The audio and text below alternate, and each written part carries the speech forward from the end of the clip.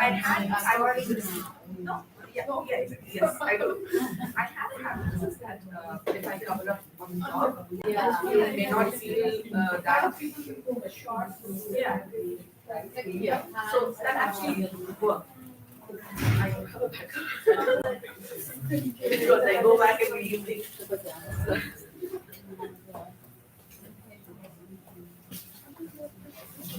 Why so many colors?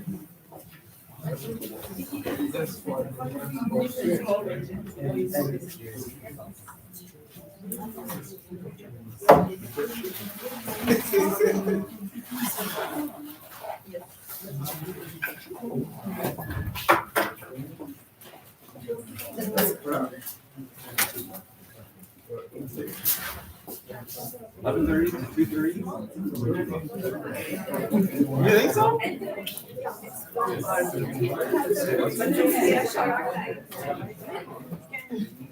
Goes too fast. Yeah.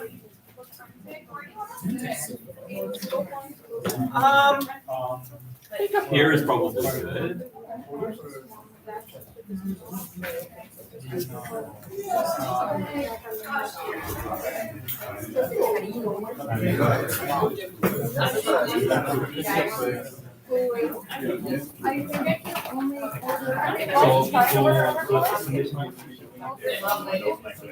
Oh yeah, that's right. You can log in there.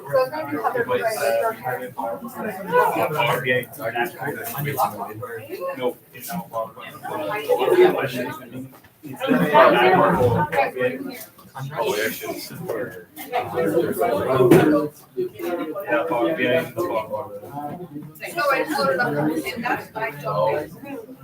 You want to have the minus 3 Get this text out that I can. Excel guide? Yeah, I did that. And then that's my whole My mom gave me this bag, it was at the bottom. So I don't buy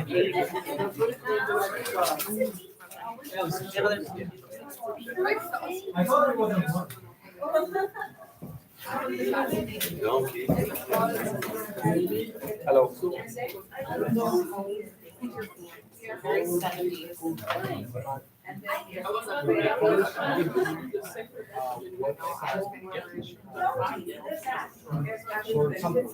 Yeah. I wore that yesterday to school, so. I have one that's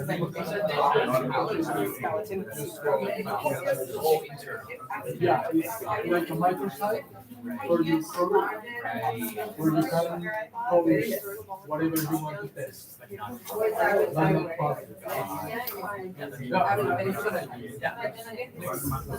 Yeah, there's lots of little things to mature.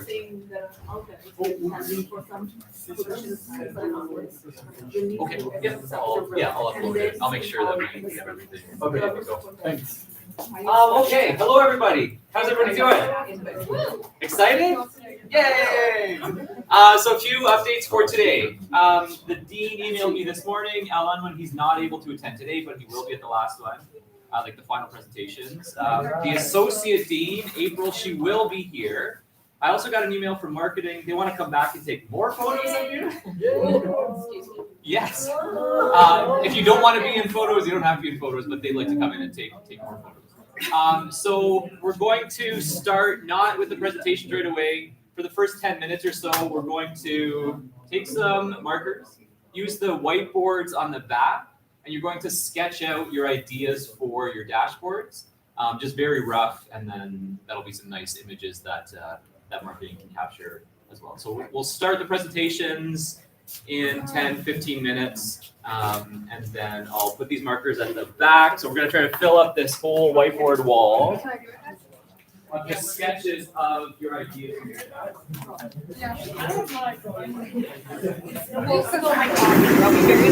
will not.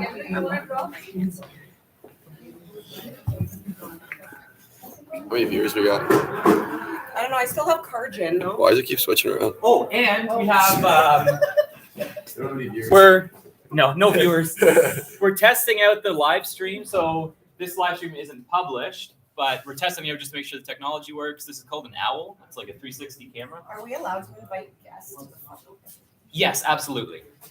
So you will be able to invite guests in person to the final presentations, and we are going to stream it live for the final presentations. You can send that link to people, prospective employers, everybody that you want to as well. So it's my dad.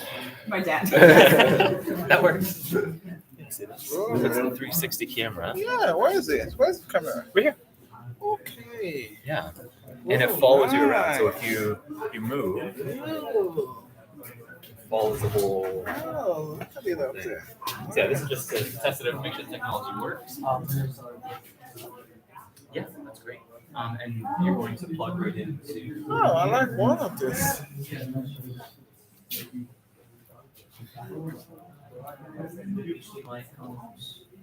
Oh yeah, you see mine. That should work. Yeah. For sure. No, okay. Not bad. It's kind of cool. Yeah, it's kind of cool. You can see. Is that you guys? No, that's not ours. That's not bad. Let's come on. Oh, it picks voice as well. It's got a mic. Yeah. So you can put it in the middle of a boardroom table, and then whoever's speaking, it highlights them. Yeah, okay. So it's motion sensor. Yeah. Nice. Not bad. I like it. Get one. I don't know what it costs, but. Morning! How are you? It's not yours? No, it's college. It's a college. Wait a Too minute. much technology. You're having lunch. You Yes. didn't get some for me? Oh, from the other end. Some. Yeah, So I spent a few. for sure. Yeah, we're gonna start in about 15 minutes, so they're gonna do some sketches of their dashboards here. We're gonna start the presentation. Yeah, feel free to stick around for a little bit for a long time. As long as, Explore. sounds good. This is exciting. Yeah.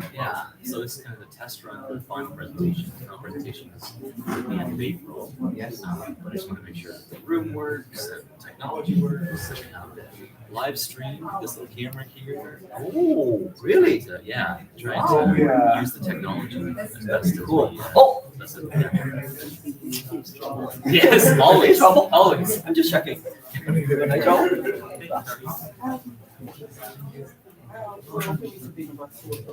Yeah, sure. Number one. 1, 2, I think Darwell is 3. Once you get bonus marks. Set it up. Dean is not coming, Associate Dean is coming. Other number one feels so much like a play because we don't have our dashboard to show. Yeah. Oh, so you did design. Dean, no.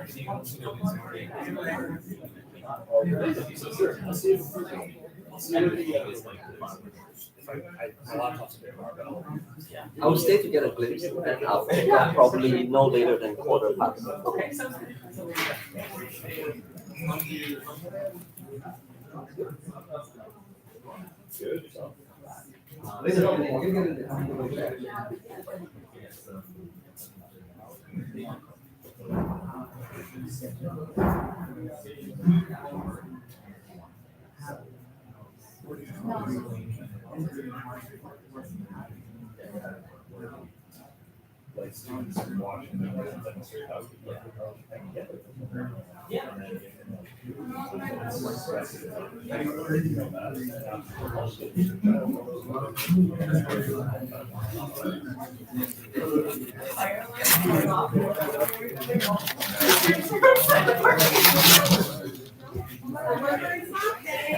It's like me cooking. Yeah, same. Fireman on the end.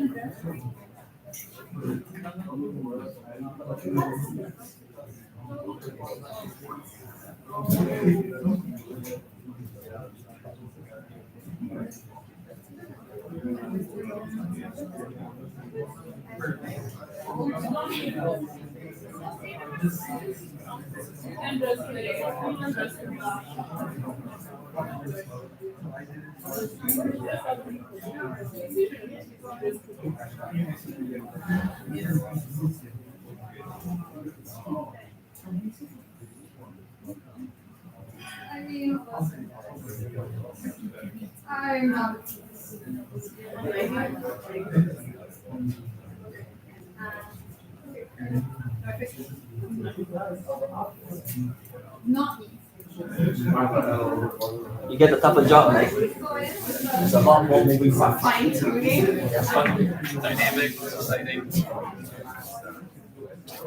No, it's okay. I get it. The hardest part. I'm not offended. I'm working with a full sentence. I get up. Thank you. I get angry when I don't have food. Oh, you're like me. I like you already. When there's food, I'm happy with it. Then Yeah. how many groups? Might be close to 9 too. Oh, wait. Oh, look at this.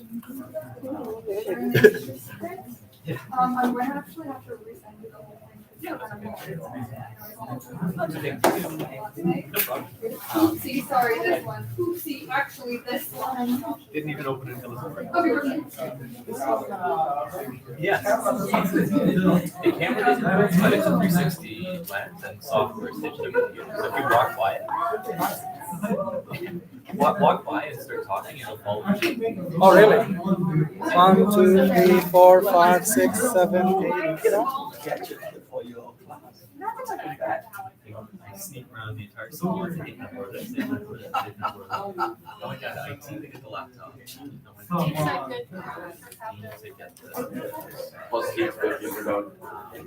yeah, somebody else in this room. Was still whiteboard markers for that. Oh my! Contact party, you never even reached that school. Yeah, I Yes. do that in like. Just keep switching it. No, I know, like it's a medical. You said it moves based on the sound. Oh. I guess when you talk, Yeah. it's right now directed to you. Oh, it's awesome. That's sick. Oh, you take them out. Facial nerves, so like take your breaths and it will stop. It doesn't stop. That's fun. Right now, I said, I can send you a test link.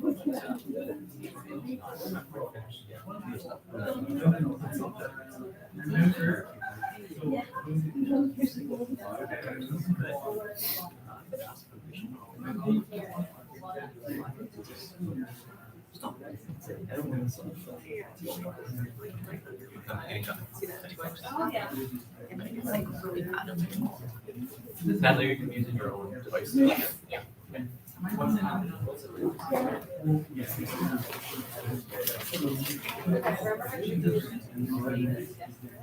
Yes. Yeah. And Little scoop. dig in.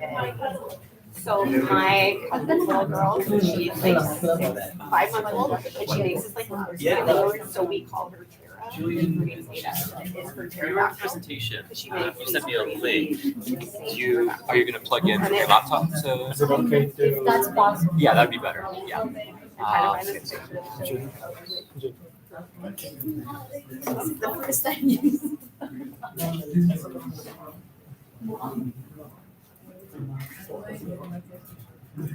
Yes, one of Chuck's. One of Chuck's picture deals. And other pictures. Okay, you missed the best generation when it was $5 fish bowls at Boston Pizza. You would literally put 4 shots of booze in a fish bowl for $5. Fucking Yeah, I know, but we used to go for $5 fish bowls every day. We went for You were at the very end of it. 'Cause I There was think they were other like places that had. I know, but I think they're like $8 by then. Chuck's No, is they're the place that's cheap. And then there used to be a place in the Penn Center called Kahunaville. I heard it was. Kahunaville, and Yeah. you used to get meter-long margaritas. My buddy's dad was down there. I loved Kahunaville. That was my college life. We were always at Kahunaville. It's like where that side entrance to the movie theater's here, and there's like door that goes into that passport office. Yeah. That used to be like a wicked bar with like video games and shit, like a Dave and Buster's almost. It closed like 30 years. Yeah, it closed in like 2000 and. It's major rapidly behind. It's like, We went in 2009 and then when I was in PSW school, they were like at the very first of it. I don't know. we did a place for pictures last year. It's yeah, for some years. Got the curveball down Get the curveball down. there. Oh yeah. You pitcher? No. I started softball in TV. We're a great team. I played adult men's softball one year. I did a lot of baseball. Yeah. Played adult men's softball one year. I was like, oh, I can't do this. We were like ours as a team, like I'm one of like the youngest, I'm in my 30s. So the other one's probably like 45 or 50, and like we're terrible. We play Friday nights. We're all wasted by the time we get to start. But like we're a championship like 3 years in a row now. We played We're softball terrible. around here this year, like just like all broad kids, college kids. We went around here and then we played London, like we're all London and some other two water than we won it all. Yeah. It got really late. It was awesome. No, it's downtown next to it's not even Big Bucks anymore. What is it called now? It turned into like something else after that. So like Mission. No, but Big Bucks is, what is Big Bucks now? On the corner of Yeah. Ontario and St. Paul, and that big bar with the big patio on the back, you see from those streets. It's hard. It used to be Big Bucks, and then Spenners used to be 21 plus, and people like freshmen, sophomores out. Yeah, guys. Yeah. It was a London art. Twins drive. So Yeah, and there was games and like skee ball, and they had like big. Yeah, you would have. Yeah. But like when I was in university, we would go there, or I can't remember the name of this bar. Yep. Yeah.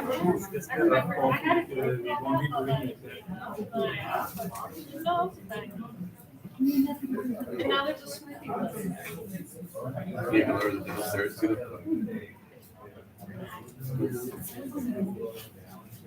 That's. There's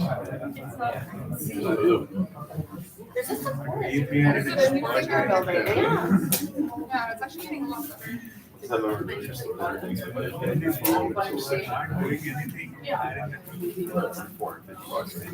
see your hair. I've never seen your hair. Finally relax. It's like it's got to be like touched up. So true. I feel like we always. Oh, it's Daisy Dukes. No, that's not it.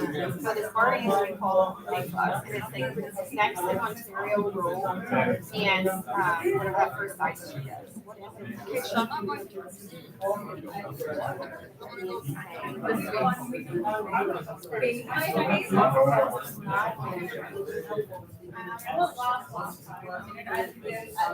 I don't know, you mentioned what to be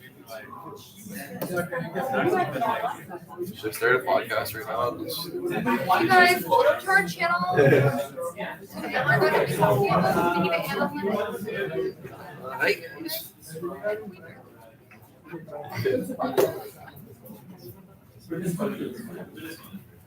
JP Analytics back to the video. Popular video. Please like and comment. Like and subscribe.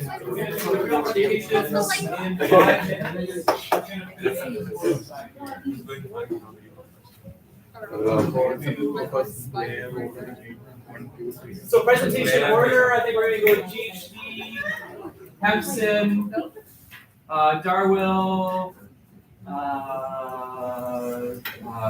You guys Oh can my go God. before me. Hospice. Hospice. Anybody want to go fifth? Yeah, we will. Fifth, 6, 7, 8, top shelf. I feel like we're at a auction. Come on, Yes. Sorry, yes. We're going to 9? Is that okay? I love watching it. More than I. Oh, the one in Detroit. Yeah. He just throws out guys. I forget what that was called. It's something also like.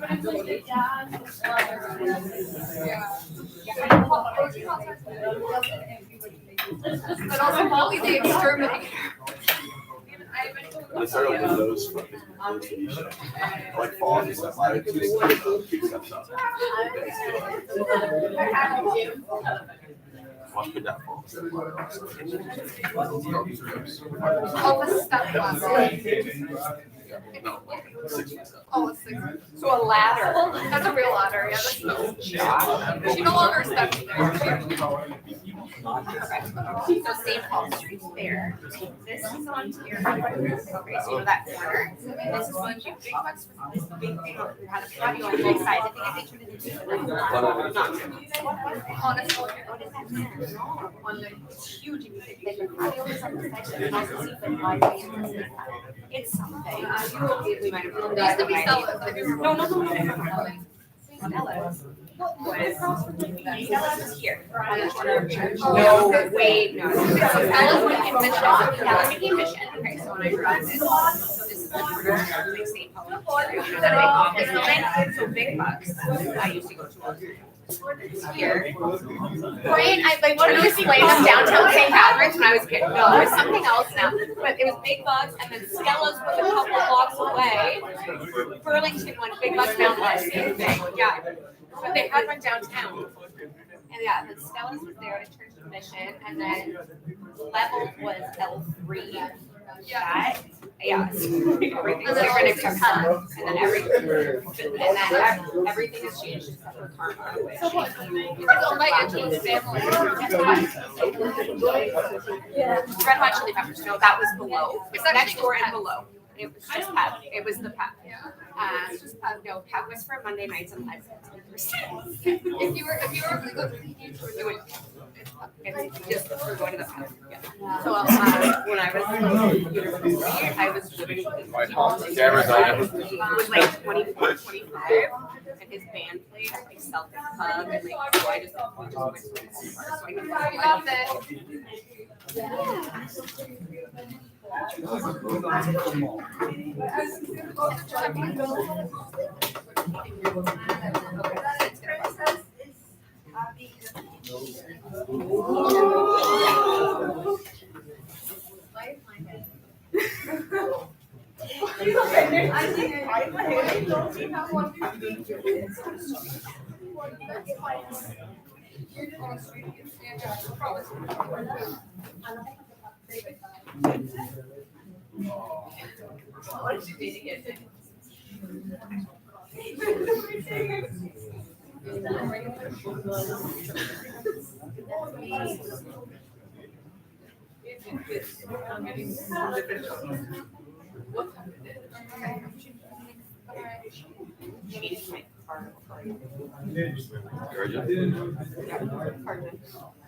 Go say like all over.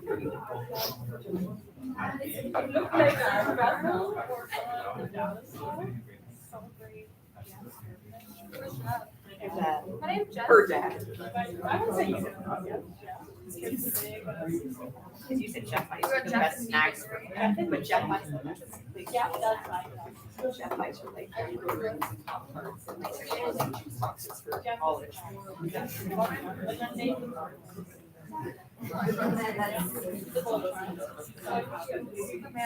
Parking is expired.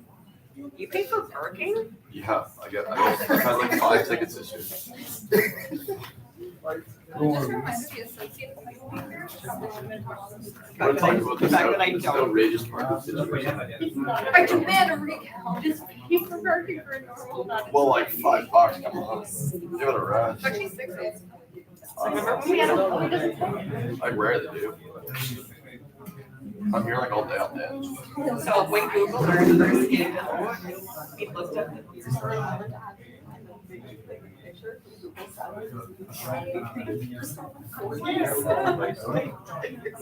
when Google Earth first came out. Barely 30 minutes.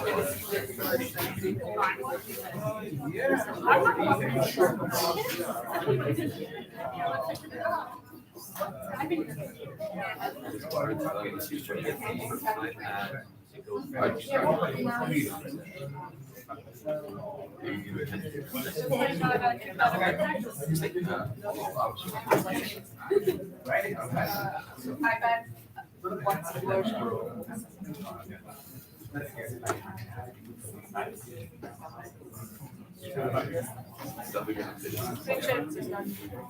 You have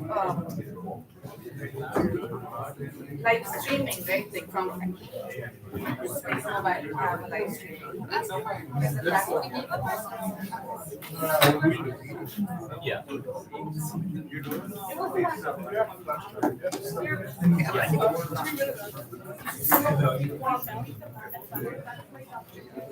Get uncentered. That makes me so dizzy. Yeah. No, I want to see it.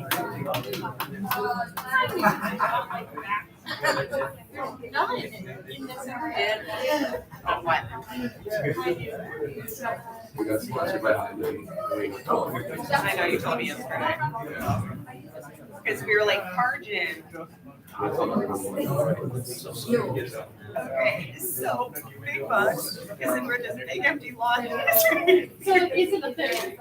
I knew it wasn't a thing, but I thought it changed to something else. But it's literally like a corner park parking lot. And then like Stella's was here where that parking lot. So the pub was the basement of this building used to on the side door. It was in the basement. Life was so much better. There was no video cameras and cell phones. We just purely feel flying to the It was awesome. Like the way you all find your friends or your video evidence and you did. Places didn't have security cameras, so you have to steal and do what you wanted. Better. I was a Tom's.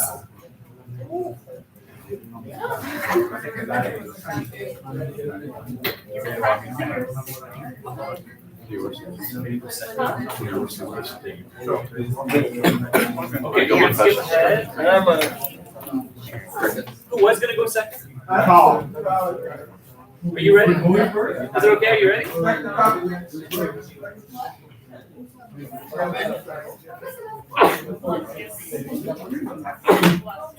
Thanks.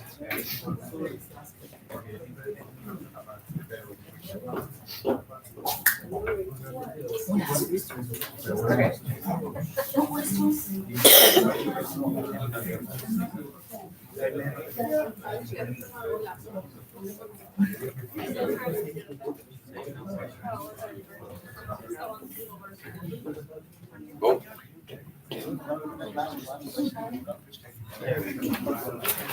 Oops.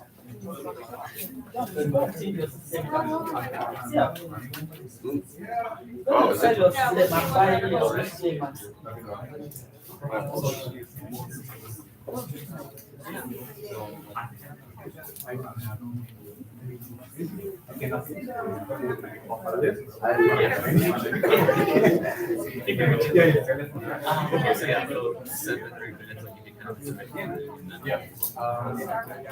Oh, I was like, Natalie, it's All right, you ready?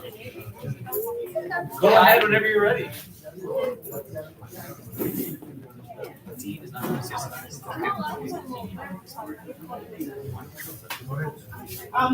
everyone. This is milestone 2 for institutes, and these are the team: Cal, Bumi, Kush, and Lucy. So our agenda today, we're going to discuss about the project overview. I believe you're all familiar with our project. We just want to kind of summarize it a little. Then we're going to talk about the data set and the tools we use in the project. Then we're going to talk about our project updates, and we wrap it up. If you have any questions to ask us, when we get there, we'll let you know.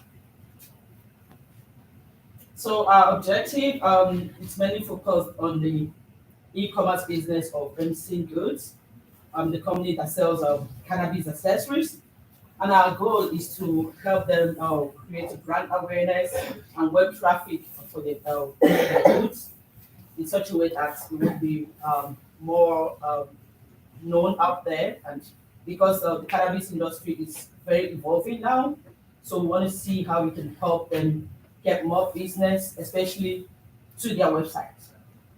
And our strategy is by optimizing their website with the industry's best practices and analyzing the trends and patterns of the industry. Yeah. We relied on headsets and stats cards to get all the data we needed, and this helped us to understand the market and the industry as well. After analyzing our data and doing our research, we were able to see if there was any correlation between the internal and external data. And then we mostly use the internal data we got from the web traffic and others from others reports. And then we visualize our data. The basket analysis helped us to make an assumption on how likely people were going to purchase the products and then the transactions too. So far, we use Excel and Power BI to analyze our data. Okay, so we did our visualization of the data we had. So first and foremost, we did the NORAM overview. Just in case you're wondering what NORAM is, NORAM means North America. So we had to check what the region, what they had for the region. And secondly, so for NORAM overview, we use the data from headsets.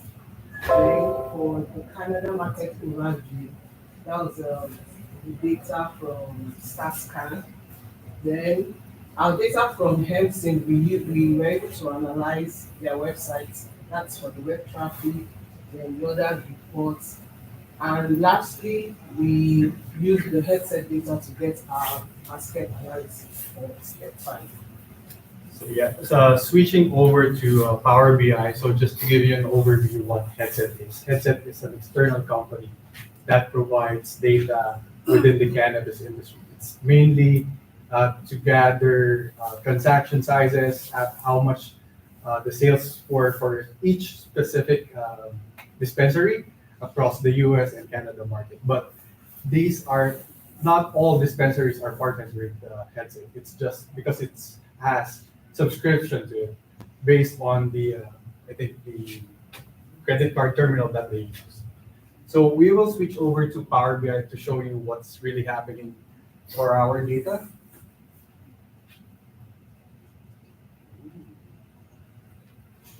So basically, this is the North America market overview, which is the sales. This is mainly again from Headset.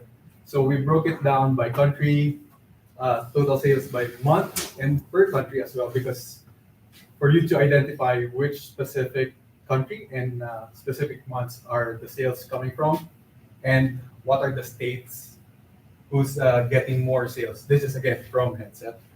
So you can see it's California, mainly driven by in the US market. So we use the map tool also for Power BI. And then this is the basket size. So basket means total transactions. That's the term that headset use or basket. Again, this is item per basket, average item price, total transactions. So that's the basket. And then the discount percentage. This is the total basket. So this is total sales. And then what's the average discount in each specific month. As you can see, there's a huge discount percentage in December. Mainly it's holiday season, and some of these customers are probably sending the items or gifting the items to some. And then this is the item price versus item per basket, meaning to say how much the item does cost and how many items were there per transaction. And then this is the total transactions per month by country. And then the average sales. As you can see. And next is just to give you an overview for the Canadian market. So we broke our visualization based on North America, and then we broke it down to Canada just to understand what's the like a funneling type of strategy. So based on the consumption age, as you can see, there's a high number of people smoking from 50 to 64 years old, which is quite surprising because we were assuming that most of the users will fall under between 18 to 34 and 35 to 49 of the age group. But again, surprisingly, it's the senior citizens. Maybe because of medical reasons. Next is average price per gram by province and year. What does this mean? It means to say how much the average price of each gram of the cannabis cost. But as you can see, we can filter it over the years. But in our findings over the years, it's getting lower. I mean, the price is decreasing per price. This is the shipment per province. How many recreational users per year? Consumer by gender. So surprisingly, it's mostly female that uses the cannabis. Market overview, consumption type. It's the main one is still smoking, and frequency of use it's less than once per month on an average. I mean, in terms of frequency. So web traffic.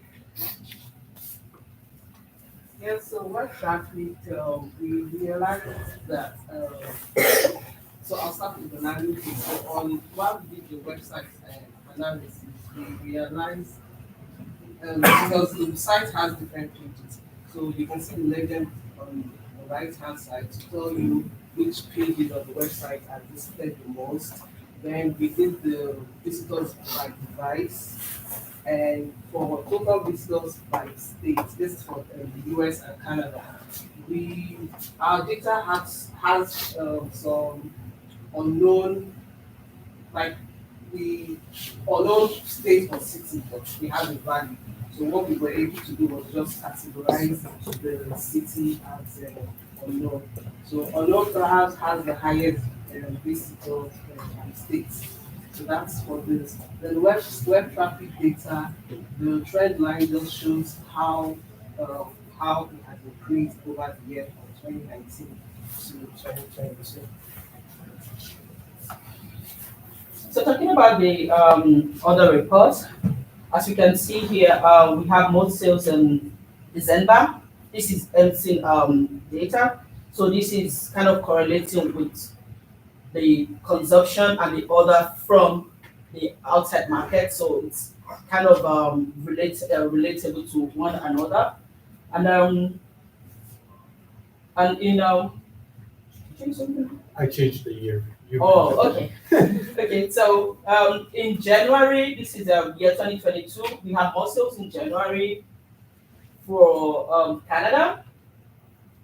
Yeah, for Canada, we have more sales in January and more sales in December for in February and in December for US. So the sales is kind of like mostly between US and Canada for the accessories. By quarter, you have larger sales in quarter one and quarter two. For the total sales by state, we can see, I don't know, Ontario is still having the most sales in Canada, and still followed by Quebec, BC, and California.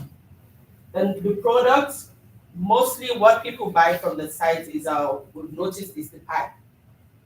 So we have more sales in pipe than the others. The others include some of the other accessories like that. I really kind of figure that out now. And the grinder is another one that has most sales. Then we have the bags, the kits, and all that. We have to like kind of categorize them because they have about 22 items that they sell, but because it's too large and it's going to be like all over the place, so we have to categorize them by product here. So that's the report on their sales side. Still on orders reports, we also categorize them by country, and we picked, I think, the top 10 products, and you can see the pipes, just like we had discussed. The pipes are selling more, and then we also have a transaction versus basket. That is the overall, the total by states. And we have Ontario leading. And yeah. And then we created a map. You can filter by year to see what country or what provinces have like maybe high sales and all that, and who has frequently purchased. So we can see there's one that purchased for like 8 times. So you might want to like target people like that. Yeah, someone needs to move to them. So someone in Toronto had 8 transactions all over for the past 4 years, all in Hampton. So maybe this type of customer, maybe we want to give them like a loyalty discount, something like that. So it's like marketing as well, because he's already a repeat customer. I won't discuss further about the basket analysis, but I just wanted to show you what the basket analysis is. So this is the number of items that was purchased and what's the likelihood for this product type to be purchased in Hampson's website. So you can see it's the most likely to be bought or what type of product. It's the pipe, and at the same time sometimes it's bundled together with the others. The others is composed of the filter that is being put into the pipe. It's like a replacement hole, something like that. And then to wrap things up, going back here, just to give you an overview or updates. So we're done with the data collection, we're done with the data cleaning and storage, modeling is done, analysis we're already at 80%, written report is at 20%, presentation is at 60%, and then for the next 2 to 3 weeks, our focus is on our dashboard and forecasting. And our timeline, we're actually ahead of schedule or right on schedule. And yeah, so that's basically it. Any questions? So before I close my laptop, just to give you a trivia, if you're paying attention to our data, what is the 5 state or province that our external data and internal data has in common? You can get so you can have mine.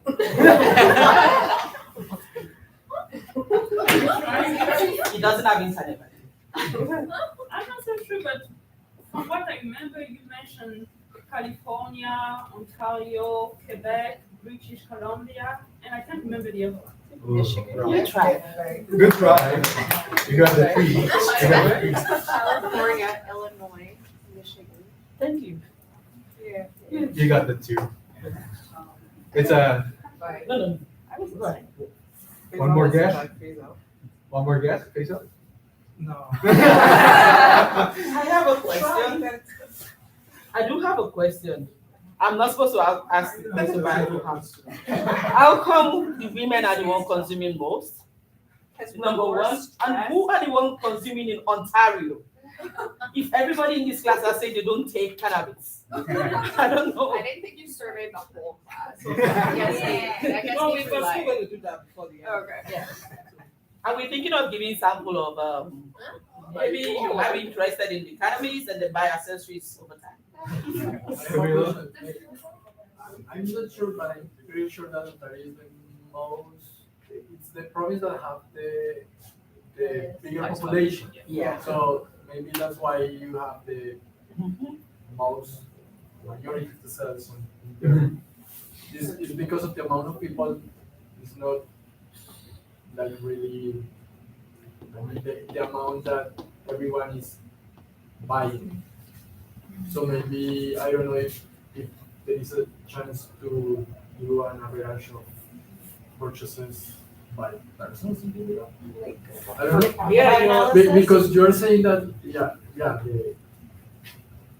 the amount of sales is focused on Ontario, but it is because there's more people.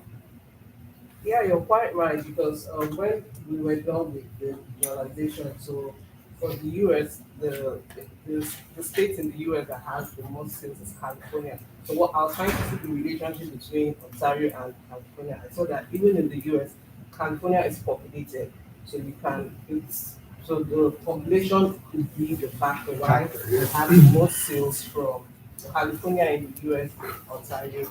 Yeah, then DC is the second in Canada, and BC is, so after Quebec, so you have Ontario, Quebec, and BC as the most populated in Canada. So makes sense. So that could be the population could be a factor. So the 5 states or the provinces that is common is California. Oh shit, I forgot. No, sorry. I was lost. California, Illinois, Washington, Ontario, and BC.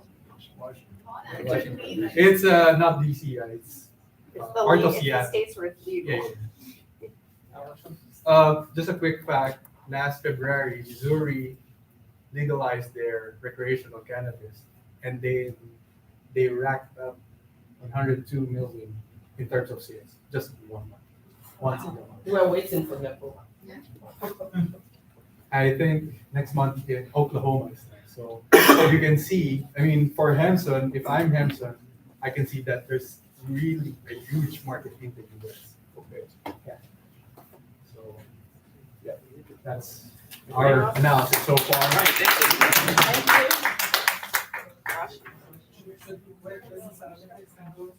Cannabis? Yeah. I think they have a program. Yes. Yeah. I think it's focused on cultivation. Yeah, for sure. I know a lot of. Looks like you got the camera right here.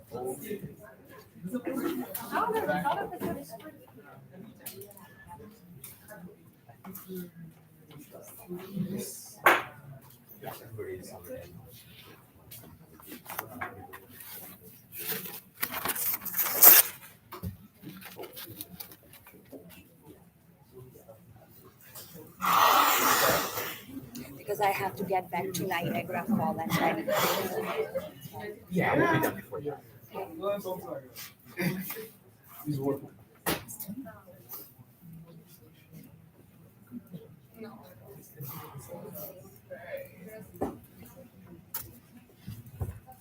So my course today.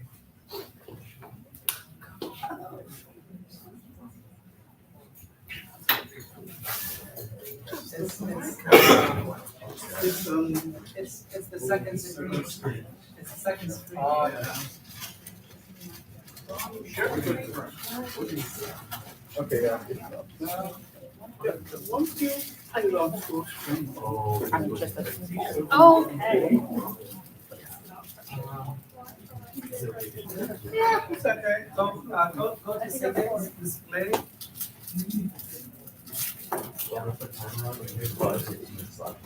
Okay. All right. That means you want to go for it? Shut up. Good afternoon, ladies and gentlemen. So we are from the GHD group. So we're going to talk about the GHD municipal engagements with the city. All right. And to wow. They can't hear you this. Okay. Our agenda for today is introducing the team members.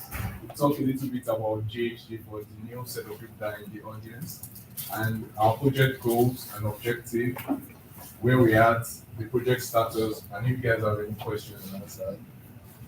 So Okay, not so bad, then. Yeah. All right, so I'll take it up. Meet the team. I'm John. He's Dami. Ruben is unavoidably absent. About GHD. So basically, it's an Australian company founded in 1928.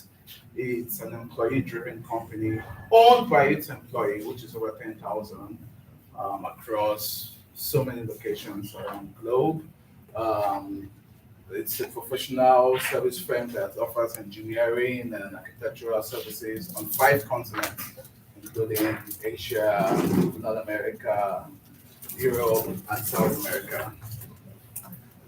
As for the project, basically it is to identify opportunities to extend JHD's GovStack platform and associated products like their bids and tenders, for example, in order to maintain and grow their position as a leading provider of municipal digital service engagements.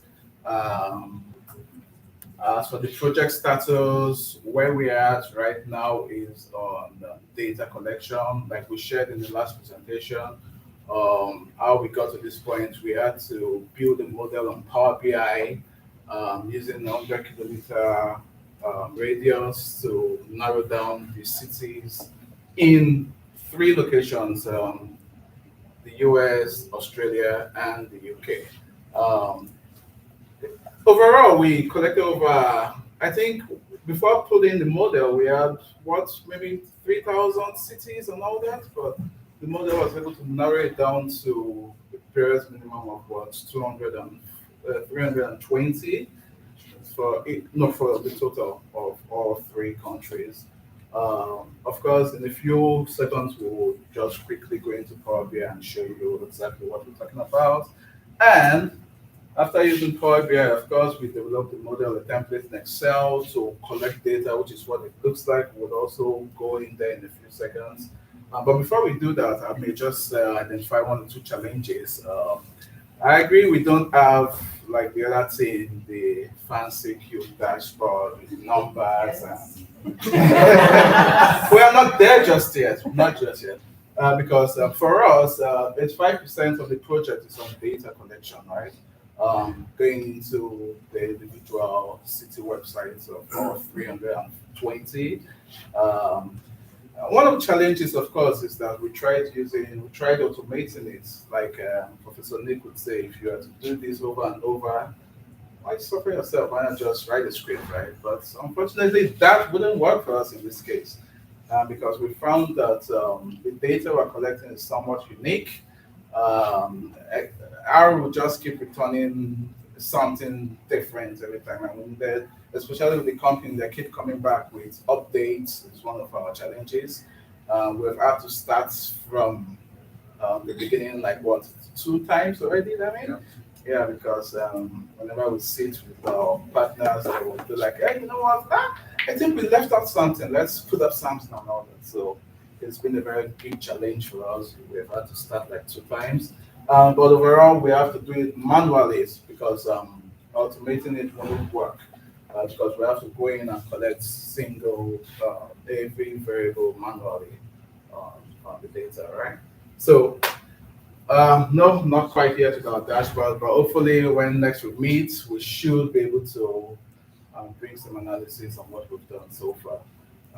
Dami, you want to go into the Power BI to just briefly demonstrate and stop doing that, man.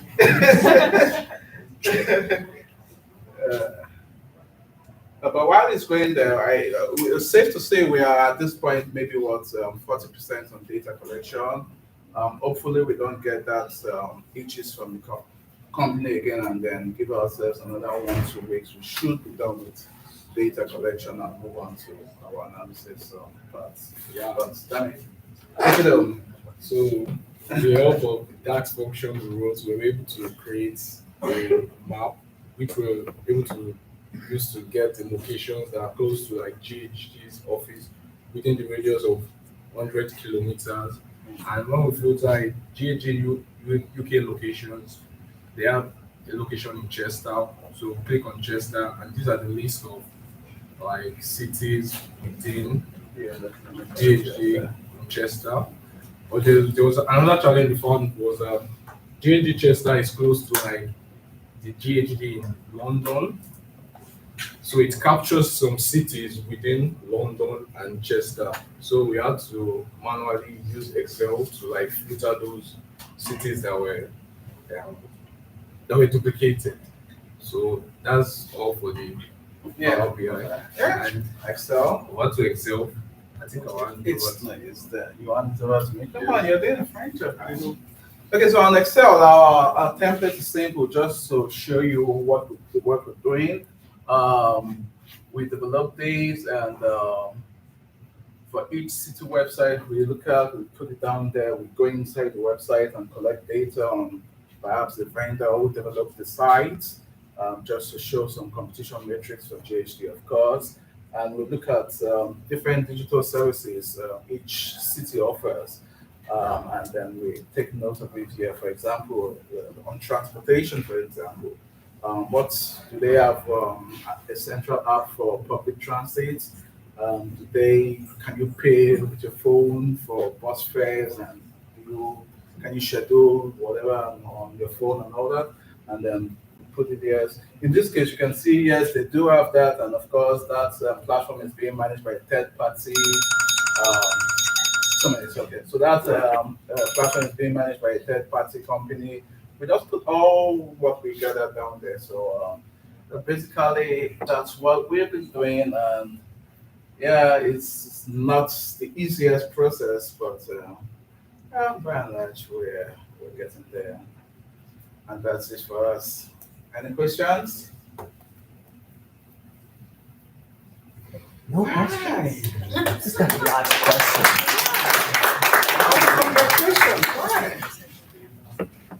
Okay, I got a question. Okay. Have you noticed any differences? So you're looking at Australia, UK, and US. Have you noticed any overall differences between those three regions, or is it fairly consistent across the three? Okay, yeah, and thank you for that, Emperor. So in our last session, I remember bringing this up with our partners, and we're like, okay, we've noticed something, right? And which you guys would also notice. Always see yes. So these are developed countries we're talking about, right? It's not some third world countries where you expect to see that they don't have most of these services. So definitely there's some correlation of yes. They all have similar services. That on its own is a challenge, because at the end of the day, by the time we do our analysis, you will see the data stream to one particular side of the. But yes, similarities in the fact that they all have similar services. I don't know if that's a challenge.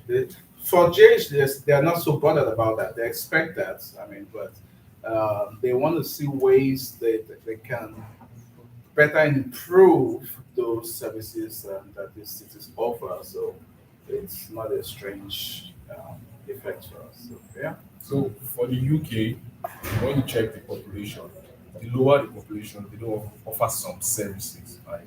So can you go to my slide? Yeah. So when you go to the UK, so you see some lows based on the population. So the lower the population, the lower the service they offer. So that's what we notice for the UK right now. So the ones on red are no. So it shows that because of the population, when we check the population, it's at 58,000 compared to like a population of 100 and something. So there's a difference for the UK. Yeah, but another thing we've noticed is on Australia, surprisingly, has a more fluid, more robust, optimized websites, if you like, or platforms, if you like. Even better than the US, surprisingly to my greatest shock or surprise, because I thought, I mean, come on, it's the US, right? But Australia has better services when it comes to digital, yes, website. All that will form the basis of our descriptive analysis, of course, when we get there. But yeah, Great. Yeah. One question. Sure. Your objective is to identify those provinces where GST can focus more into. Yes. Exactly. So I could understand population is one of the key factors. Yeah. But what are the other factors that is helping them to improve? Okay, so population, yeah. So you're right. Population is a very big one because they specifically said we should look at the population range of 50,000 to 350,000. And I remember asking this question, but come on, why 350,000? There are cities that, especially in the US, that are huge, maybe in the millions and all that. So the response was this. So apparently, the larger the city, the more structured they are. So the smaller the city, the better for them. It means they may have less structure and better opportunities for the company. So yeah, population is one. Another thing is of course funding.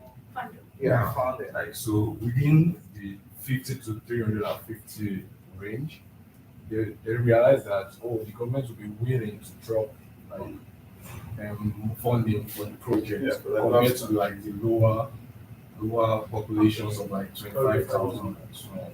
So funding is also a factor. Yeah. Great. Okay, thank you so much.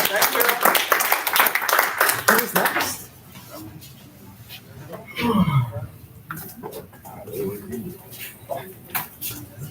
Thank you.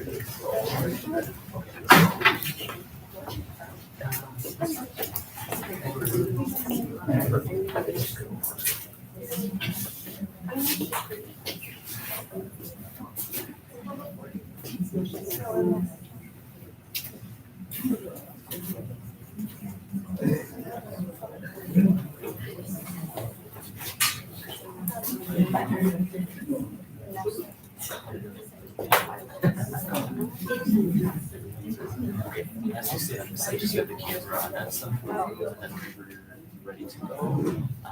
Yeah, this one's the camera.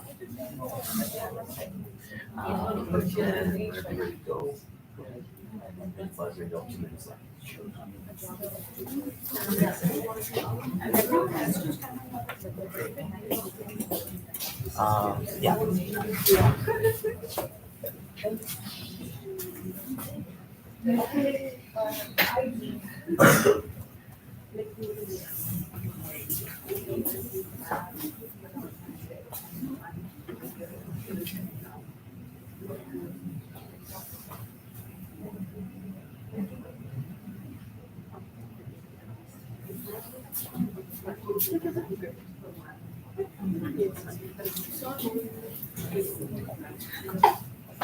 So good afternoon, everyone. We are the Dowry team. So today we're going to, this is our agenda, the progress roadmap. We're going to share a bit about our data exploration and the model flowchart and finally the next steps. And I'm Paul. Swati. Yeah. So just to recap about our partner, it's Dowry, which is a US-based marketing company. And they work with companies of various sizes to help them with their marketing solutions. And one of their major clients is hearing care, but they also do work with fitness companies. And before talking about our objective, just a little bit of background. So every company in the market has people they want to target. And not everyone will have the same likelihood of buying a product from that company. So based on different factors, what they do, they score those people based on their likelihood to buy the product. So they consider factors such as the location, the distance from the house to the location, the business, and they consider things also such as age. So we have score range from 0 to 100. So from 0 to 10, 10 to 20, and so on. And the more you increase the score range, it's the more likelihood for the people to become customers of the company. So now our objective is to find the optimal number of people we have to send mail to in every score range in order to get a specific return on investment. And that return on investment is specified by the client. So for our project roadmap, so currently this is our milestone 2. So we did the data quality check, we've explored the data, and we've built the base model. So after this, what we will do is to create a working model and also evaluate the model. So now let me talk about the data. Yes, so going to the data. So in the beginning, to which we are not able to get the data, but after we actually get the predict data. So our project originally we get the predict and analyze it once the customer will go in and we can send an email. But after we get the true data, so we actually can analyze it and give the suggestion for the clients. So go through the data, we got total 262 rows and 25 colors.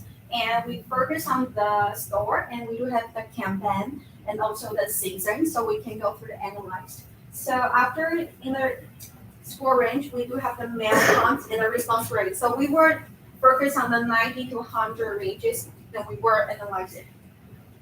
You go through the next one. I will pass to Swarty.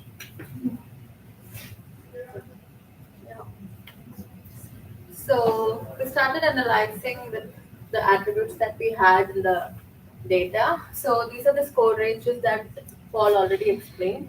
And this is the response rate we got according to the score range. So in this, we can see that the response rate is, even though we have a response rate, it is very less, which is 0.75 is the highest. But when we explain it into the terms, we can say that if we mail 10,000 people and we get 0.3 response, even though it is a less response, when we take into consideration the cost of the hearing aid of per piece, the company can get a profit of $55,000. So this is the average response rate by the score, and this is divided into per season. So in this also you can see all the seasons have pretty similar pattern, but in one spring season we have the highest score, and in every score range 90 to 100 is the most highest response. And the surprisingly easier. And we got the lower spot response rate in the summer. Maybe people are busy going for vacations. And this is the same, but in different season. Every season has kind of similar response, but highest is in spring, and as we already said, lowest in summer and winter. Thank you.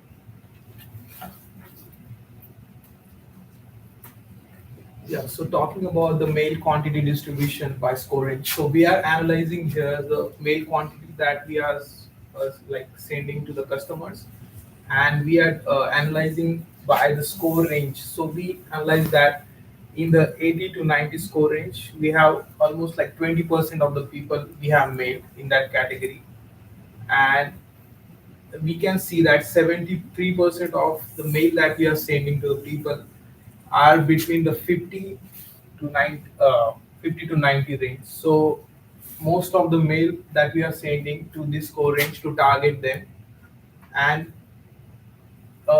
though this 90 to 100 range, we see that it's very small percentage, because we only can see that very few people can fit into this category. That's why this number is less. Yeah. And talking about the insights that we gather from this analysis, that the response rate is getting increased by once we are going from 0 to 10 to 10 to 20, it's increasing exponentially. We can see that. And when we see the average response rate is around 0.3 percentage. And as we see that the our analysis by the season and the location, like when we go to this slides here, season and response here, so we don't see that much difference between that analysis for season and location. The response rate is quite giving the similar outputs. And when we see the response rate for the spring is a 0.35%, which is the highest among them. And yeah, when we see the, and also we are analyzing the mail quantity that we are sending to the people. About we can see that it's 73 percentage is fall between the score range of 50 to 100. Yeah, and when we talking about the model flow chart, I want to give it to the Kavi. So after getting complete understanding on the data, we started building the model. So this is the flow of our model building. So we'll get the input data, which is basically the count and response. This goes into the optimization engine. When we break down into the optimization engine, these are the key things that we need to define, which is very difficult and confusing at times. So we have to define whether it's a maximize or minimization problem. In our case, we want to minimize the cost of mail. And we have to set what is the decision variable, what is the objective function, and constraint. Once we have all these set, we have the optimization model solving the problem.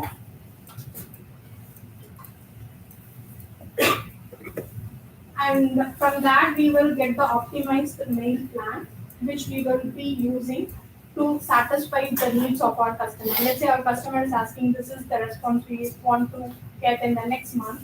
So based on this algorithm, we will get the optimized mail plan. And the next final step, which is very important, is to evaluate the model, whatever we build, because we want to test with more data. Currently, we have only 200 records. We want to increase the data size, and we need to test accuracy. And we started working on the base model. Base model meaning didn't consider any factors of seasonality and location into account. Just by taking the counts and response and building a simple model which could still provide the optimized mail plan. These are the three things I mentioned in the last slide. So decision variable for us is the mail count across each score bucket. It can take a lower limit of 0, and the upper limit is actually it already comes from previous models that already in place in Java. So we have an algorithm which gives us the count in each score range. An objective function is to minimize the mail cost. Constraint is we need to have the response greater than the response set by the client. And these are the packages we are using in Python. Like this is the optimization solver, pandas, and NumPy packages. Having said that, we are still facing some issues with the model. We have to retune our optimization objective function, decision variables. So we are getting output, but it's not in the expected way. So we have to retune it, and we have to build a working model before our next milestone. And basically, that working model will take response rate given by the client as input and with the optimized mail plan, test and evaluate the model, and then add variability like seasonality and location into account and see how the model performs. That's the plan. Thank you.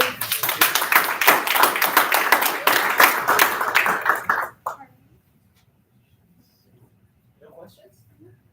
Okay, I have a question. So you said most of the mail for this specific project is focused on hearing aids and health and fitness, right? There are many clients, health and fitness, museum, universities, so many different, but hearing care is the major client. Would the numbers that you're recommending change if it was a different product aimed at a different market that might be more or less receptive to physical mail? Yes. So whatever we are building here, the plan is to use for the hearing care industry. So if you are changing industry, we have to tweak the model a little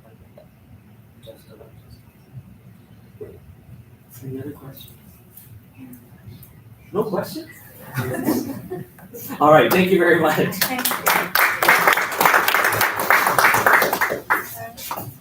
So we have one of our special guests today. This is April Turles, the Associate Dean of School of Business. I'm just going to hang around and watch the presentation so we can say a couple words. Yeah, hi everybody, how are you?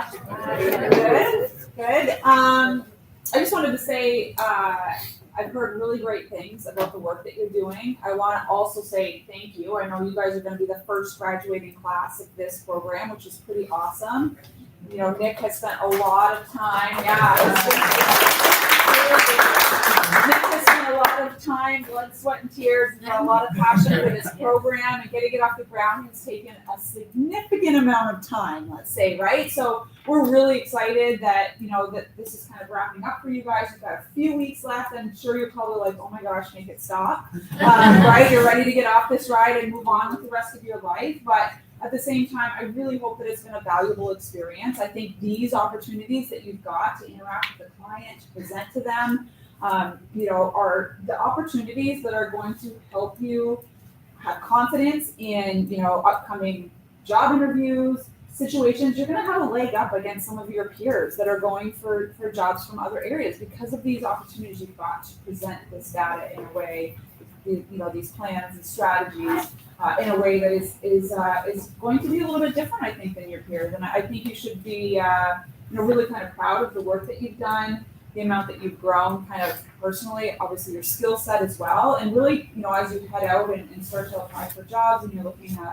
to kind of get into the business analytics industry, really be proud of the work that you've done because it's incredible. And the other thing I will say is, it's interesting. We're talking about some other new program development. We're looking at things, and I came across an article from the World Economic Forum and like top 3 jobs, you know, kind of you know, that are emerging and trending. And obviously, you guys know this. You're hearing this program are around business and data analytics. So you are setting yourself up for success here, and you really are, you know, have joined this program at a time, you know, on the cusp of opportunity. I think that is really awesome for you. So I'm just going to kind of sit back and watch and maybe learn a little bit of something here for the next little bit for anybody who's up next. And I'll be at the final presentations, which I'm really excited about as well. So yeah, I just wish you kind of continued luck and success in the next, you know, kind of, what is it, 5 weeks? So you're done? That's it. That's it, you guys. You're almost there. Hang in there and, you know, really kind of buckle down and focus. I think you're off to great things. So thanks for having me and let me chat for a minute. And yeah, let's stand Thanks for being here. Yeah, did you say you break it down? Yes. Oh, you gotta do that. I'm not Everyone's leaving.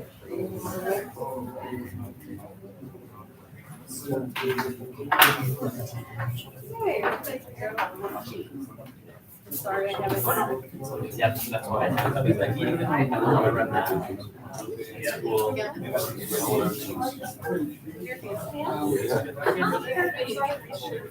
like that.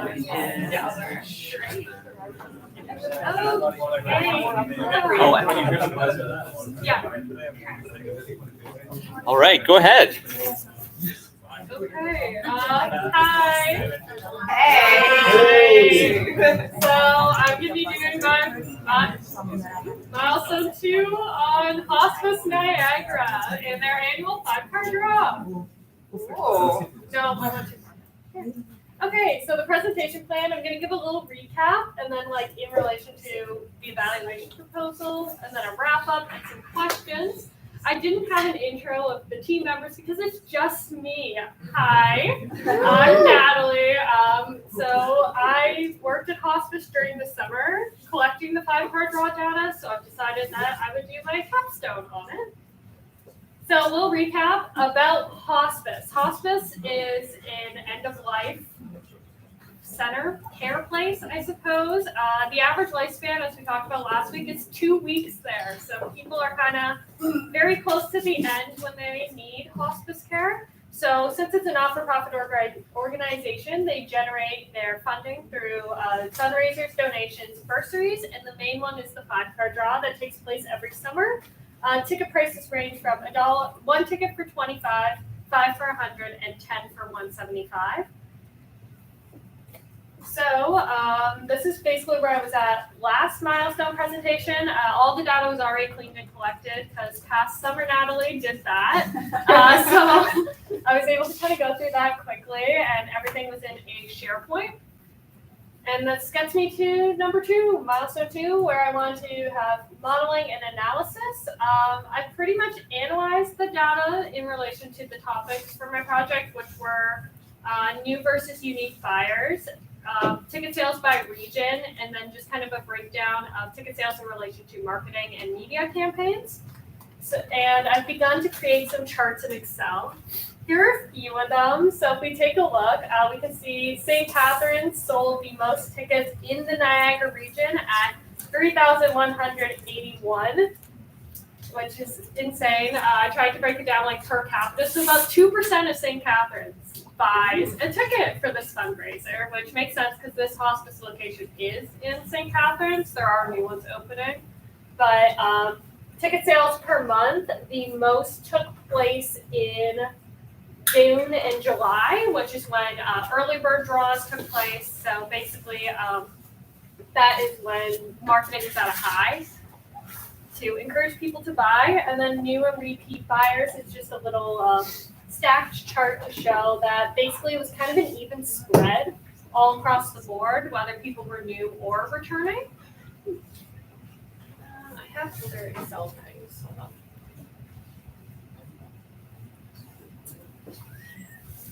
Okay, this was my reading week mission.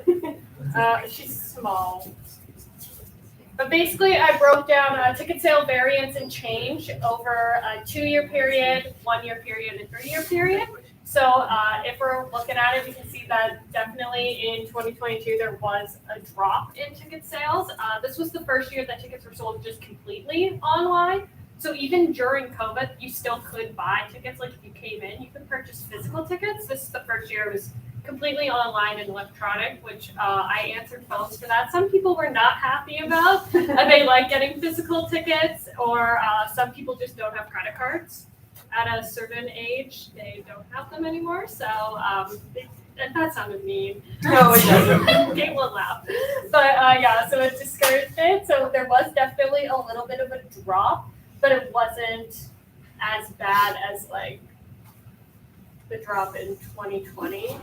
Or it wasn't really even a drop. 2021, they sold before the early bird. They sold out of tickets. So this is the first year in a while that they didn't sell all the tickets that they had. So there were still leftover tickets. And then to show a little bit more of my chart, I broke down new versus repeat buyers. So out of the 7,280 tickets, 3,111 were new and 4,169 were repeat. So basically, that just means that past people keep purchasing again and again every year. So trying to appeal to them. And then that was just a little breakdown down here in percentages of over a year period. So as we can see, it stays pretty consistent. In 2020, though, there was a lot more repeat buyers than new buyers, which makes sense with the pandemic and everything. People that already knew about it would purchase, whereas there wasn't as many opportunities to market. I then kind of got into geography variation. So this is in relation to the Niagara region to see how their variances change over a year-to-year period. So basically, kind of remained the same. St. Catharines is still the front runner. That wasn't much of a surprise to me, but what was a surprise, so this is ticket sales per day over the whole course of the fundraiser. So as we can see, there's a giant spike at the beginning. That was the first day of the fundraiser. So that was the first day people could purchase tickets, and 399 tickets were bought that day. That was the most out of any of the days. And then along the side, I just put like what media was happening. And then in the solid blue is what events there were. So like June 20th was the early bird. But I was kind of shocked to see that media didn't play as big of a role in ticket sales as I thought it would have. I would have thought like, oh, when advertising's high, there would have been more purchase, but it just seemed like there was more of an incentive to buy before a deadline than it was to just because you saw an ad for it. So I think that's something that would be interesting to look into as to why marketing didn't necessarily have as big of an effect as I would have anticipated, or see if that was what hospice was expecting or not. Something for future me to look at.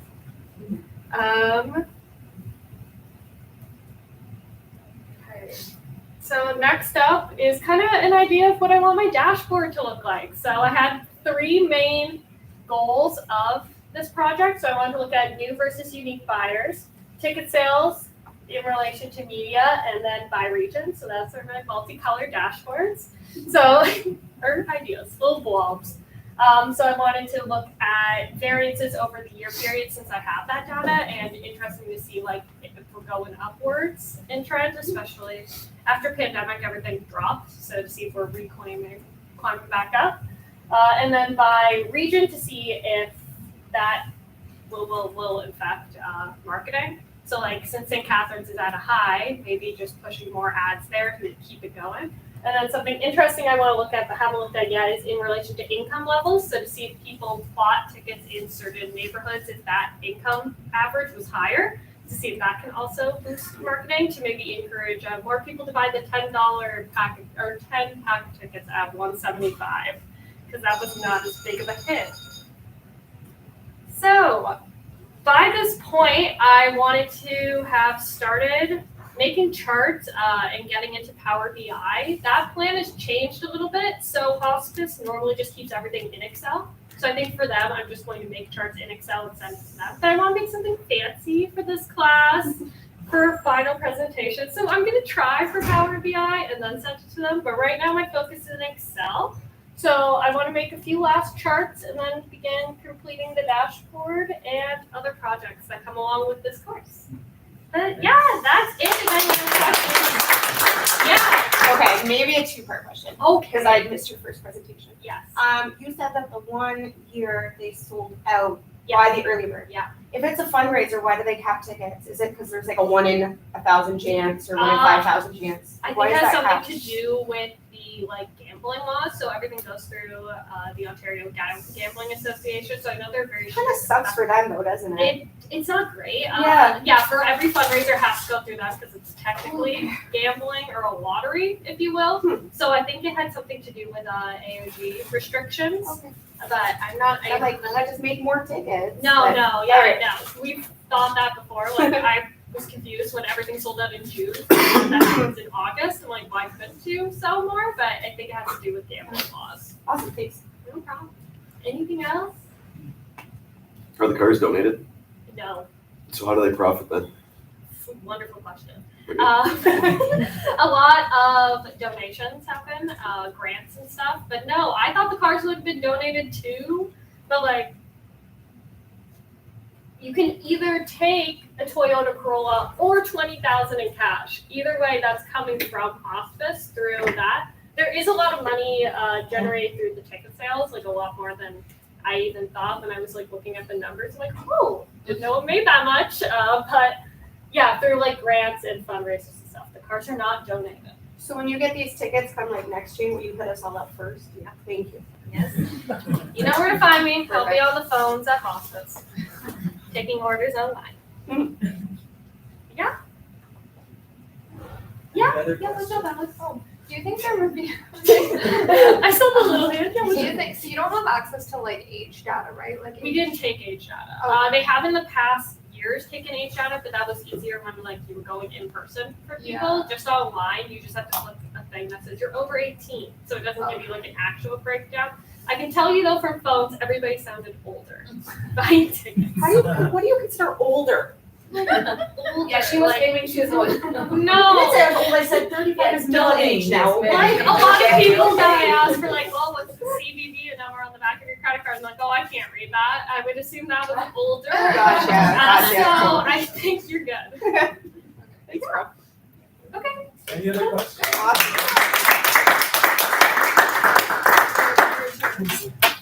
Yeah. you send me the little thing? Okay. Thank you. Appreciate it. Thanks.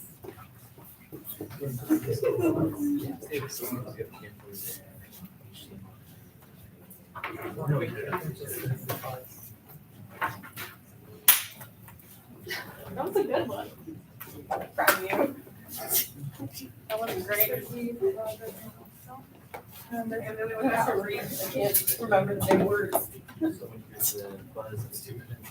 How long is that, eh? Hopefully, well. Okay.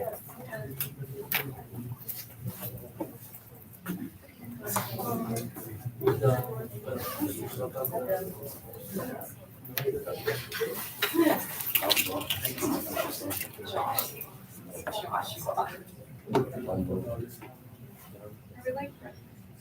go for it. Yeah, whenever you're ready. Okay, so I'm just like staring intensely at you, like, are they ready? Are we waiting? Okay. Okay, so, hi everyone, how are you guys? We are the Niagara-on-the-Lake Hydro Group. So this is our milestone 2. On the agenda today, we have our team introduction. Sorry, that's mine. So our team introduction, executive summary. So Caitlin will be taking care of that, project timeline, update and challenges. So Faisal and Josh will be taking care of that. And then I'll be giving the dashboard sneak peek. Okay, so sorry, I have to read a little bit of this because there's some terminology that I'm not super comfortable with not messing up. We'll introduce ourselves first. Oh, okay. So I'm Caitlin. I did accounting at Fanshawe with a specialty in statistics and bookkeeping, payroll. So I'm Josh. I did 2 years at Fanshawe for marketing. I'm Faisal. I hold a bachelor's degree in computer science, and I completed the diploma at the college, and I'm taking right now business analytics. And I'm Alex. So I did my undergrad in economics and data science.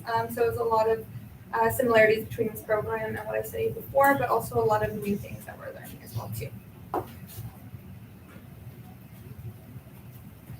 all right, so the Canadian and Ontario governments are encouraging and the expansion of renewable energy generation, which means they're trying to cut down on our reliance on fossil fuels. This has led to thousands of rooftop solar installations on a lot of homes across Ontario. So the municipal electric utilities have been both encouraged and obligated to put these customers and these solar facilities on our local grids. As the amount of solar generation has gone up, the utilities are faced with the possibility of excessive generation on each individual circuit. So municipal energy utilities traditionally accept power from central provincial generation facilities that distribute power to each individual feeder. Should an individual feeder receive more local generation than load, the surplus power reverses from the traditional flow and attempts to back into the provincial network. This overgeneration could create problems on extreme voltage variations and damaging the equipment. So to address this situation, Niagara-on-Lake Hydro has accepted our Capstone from our group to analyze actual load data on each individual feeder line. This real data will provide the hydro the knowledge and ability to safely limit or add additional solar generation stations to the circuits and feeders based on real-time data. Niagara Hydro measures each customer's electrical consumption with a measurement of 4 15-minute intervals. Each 15 minutes is put into a 4, which calculates the kilowatt hour, and every kilowatt hour is recorded by a smart meter for every hour of every day for every residence building, everybody. So the hydro distributes power to over 10,000 customers from 7 different feeders and circuits. Our group has been tasked with identifying what feeder each customer is linked to. And our summary will provide the hydro with the ability to analyze each individual feeder as to what additional generation can be safely added to each existing feeder or limited. depending on how much is on each line. So, see, there's a lot of big words in there. Oh, okay. So our project challenge is here. So like what Caitlin said there, we have data every 15 minutes from the feeders. So we have a really large data set. We could use RStudio, which is new to all of us, to kind of break down that data and make it available for drafts. And then we're getting information also from an app that they have set up. So it's different software than we're all used to as well. And then, obviously understanding the different terms with the kilowatts and everything else, just different hydro data that's new to us as well. So as for the timeline, we can say that we are completed cleaning. Hopefully by end of this week, it's done. And also the data is collected. We reduced the data from more than 34,000 raw to 8,700 raw across more than 164 Excel files. That's the solar data. The feeder data, we have 7 files with the same amount of rows. And right now we will start working on the data analysis and modeling to explore for our dashboard. I don't know why this didn't show up. Oh, it's here. So the last step is data analytics and modeling. So that includes our report and our breakdown. It was supposed to be in that box. Not sure why it wasn't. So basically, I highly recommend using R with big data because it saves lots of time and lots of efforts.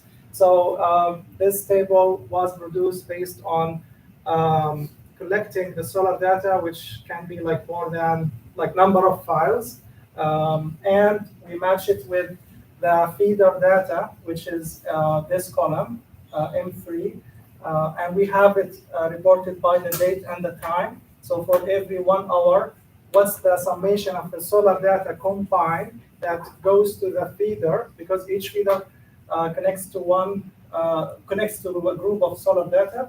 And right now we know what's the difference because we subtract the feeder with the summation of the solar data that's connected to the feeder. And what the company wants to know is, based on a certain time and a date, what's the either minimum or maximum. So this just will help them to know the load on the feeder. If it's too much, we need to decrease it. If it has availability, we can take from the solar data. So yeah, that's our finding. Okay, so we're gonna go into our dashboard sneak peek.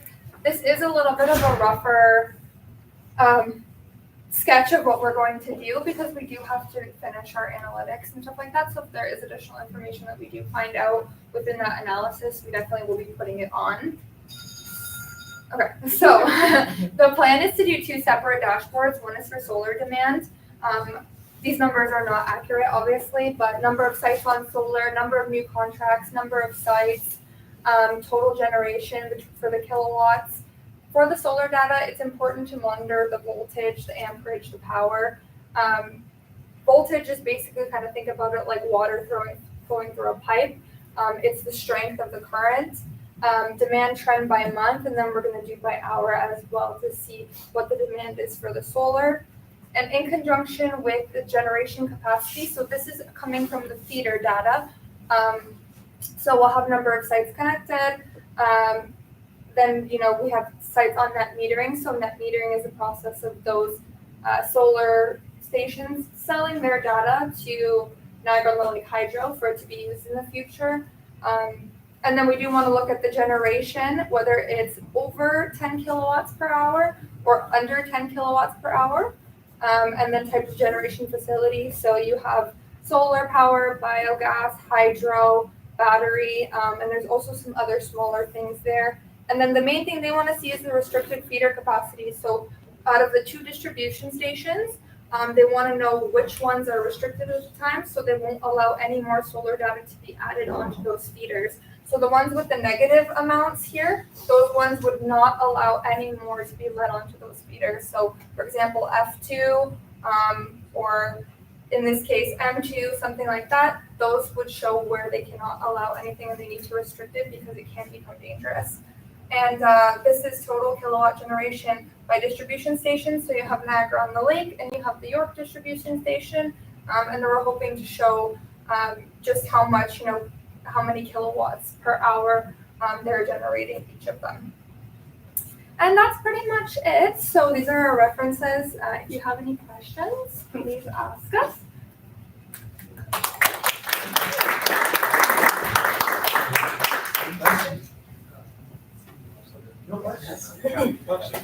Yes. How much did you guys know about hydroelectricity before this? Okay, so my dad was the president there for 20 years, and he kind of we were looking for data sets and something a little bit different, so he kind of pointed us there, and so we actually got to go in and meet with the president of the hydro and have meetings with him, one of the engineers and their tech guy, who actually walked us through like the Utilismart and the different programs they use and how they track everything. So they were really good references, and we're in contact with them quite often. So, but otherwise, aside from like my basics, 1 year of physics in university, and I don't think I paid much attention because I ended up switching my program. Not much. So there's definitely a lot of like industry knowledge gap that happens there. So you have to do a lot of research behind it, and then even kind of like, so what are we analyzing? What do you want to see? But answering those questions on our own so that we're not constantly, asking about them. For sure. So it definitely has been a huge challenge. So, but a fun challenge. Yes, I know. The reason I asked, and it's true for I haven't been able to see everyone's, but I'm sure once I get to the final presentations, it's impressive to me to hear all of you talk about these companies and understand things that you walked into this project not knowing a thing about, right? And so even the way you were describing things and we were talking about, explaining voltage and that type of thing, like it's educational. You're doing a good job to kind of educate your audience as well. So I'm just fascinated, quite honestly. You guys you're all, it's impressive. So what I've seen so far, it's awesome. So it's definitely fun. And then we asked Professor Farnell too, like, is it normal to kind of have that like gap in knowledge where you might work on a project? And he's like, yeah, like it's happened sometimes. So it definitely gives you the confidence to be able to work on projects that are a little bit outside of your scope. For sure. And you also have the ability to work with other people in a team to be able to, fill those gaps and understand what you're looking for. Yeah, like even the four of us, we have like different educational backgrounds, so we each kind of bring a little bit of something different, which like fills the gaps within the group as well, which is really helpful. What up? I see you. Yeah, hi guys. So much better from the last one. Thanks. I wasn't at the last one. That's Lovely dashboard. But very quick one. You mentioned your data being live, right? Your live data. When you're done with your dashboard, will they keep updating live? I mean, will your dashboard update as data come out? So on their side, they would have to continue that because we won't have the ability to access the data afterwards. But our data is, like our code would be technically dynamic for it to keep updating as data gets inputted and clean it as it goes. And last meeting with them, they were impressed with the scripts that basically cleans the data within a few seconds and just generates the final version of how they want to see the summary of the data, and based on it, they can we can apply it to the dashboard. So even if there is a generation of data from year to year, the script will clean it. It will be ready for the dashboard. So for future use, they can use it. Smart thing for the company to do is to keep your dashboard, keep your model you built with them, and they're actually like using our findings on the company website. Because like when you log on like Niagara Lake Hydro website, there's a thing that says like learn and save, and it shows like the meters and the areas, and like they use like a sample, like a formula, like a times 30 times this, like but they're actually looking for like an exact number from us. So we will be like our numbers will be featured on their website. Yeah, this is the last year's data, so we're working on something new. So hopefully they can use it for their own. So when we do say like data cleaning, like our data analysis and modeling is technically a part of our cleaning and our studio process. because we are making a model for the future in that sense. Obviously not predictive modeling in that case, but it is kind of most of the issue with our project has been the data cleaning because they're not asking for a lot of information. It's just very specific numbers that mean a lot to them. So it's cool to see other projects where there's a lot more research, a lot more this, or is this mainly just taking all the files and cleaning it and making it as robust as possible and clean for them so that they can keep going and they don't have to do it manually in Excel. John, you good? I'm good. Okay. Okay, we're done. Oh, okay, sorry. To the this one? The Excel screenshot of Oh, the each Excel? hour, like what is Yeah. the Yeah. So sum of solar data is 0 means in that particular hour. So there is no data. There is no like. This for one location, like whole of Niagara or. So this is a combination of more than one residence. So the sum of solar data is based on the feeder. So the feeder number is M3, and we are comparing the solar data that. What is F1, F2 there? Feeder one and then meter station. Okay. Yeah. So like you see like York stations are like the big, like, yeah, and then the feeders are the feeder lines that go into neighborhoods that separate. So we have 7 feeders. So they named them F1 to F4 and then M1 to M3. I just took a sample to show M3 that has, it connects 5 solar data, so 5 residents connected to it. And what the R script did, basically combined all 5 these data into one, because in the end, they want 1/3, they want to compare 1/3 of the solar data with the feeder. So this is not the actual number. I divided this column by 3 because we are taking 1/3, and I'm just taking the difference here. And then once I have the difference, they want either maximum or minimum, and they want when it's a minimum or a maximum, what date and time that it happened, to compare like, is it a high peak, a low peak, like is it during the day, during the night, is it in summer, in winter? So this just tell them. So what is that M3? This is the megawatt. This is the megawatt for the feeder. So that is the power in the feeder at that particular hour? Yeah. That's the kilowatt. Yeah. That's the megawatt. So megawatt, sorry, megawatt. And this is by hour. So I already combined the information from 4 rows to 1. So from 15 minutes interval to 1 hour. Yeah. So Maybe I can discuss with you later. I have like a lot of questions. Good question. Okay, we're just gonna move on for sake of time. Thank you very much. I think we have top shelf. Good job. Thanks, bro. I'm so sorry. I thought you were going to call. No one calls me. Oh, I'm so sorry. No, my phone's off, so I knew it was an alarm. I was like, whose phone is ringing? Good job, everybody. Good luck. Nice work. Have fun at work. Oh yeah, I'm sure I'll have fun at work.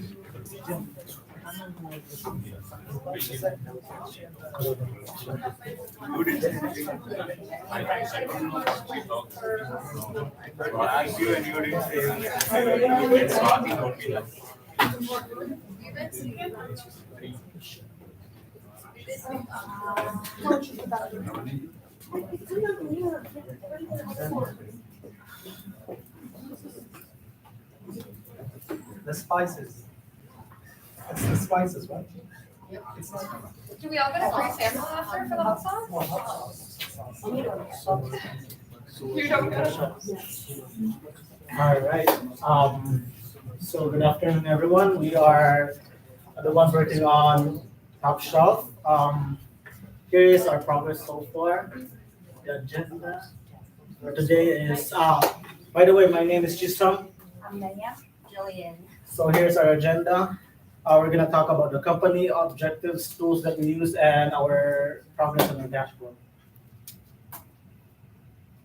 So I'm just gonna talk about a little bit about our company that I'm working with, Top Shelf. So they are producers of premium hot sauces in Canada. So they their products are available across various retailers across Canada and can also be purchased through their websites.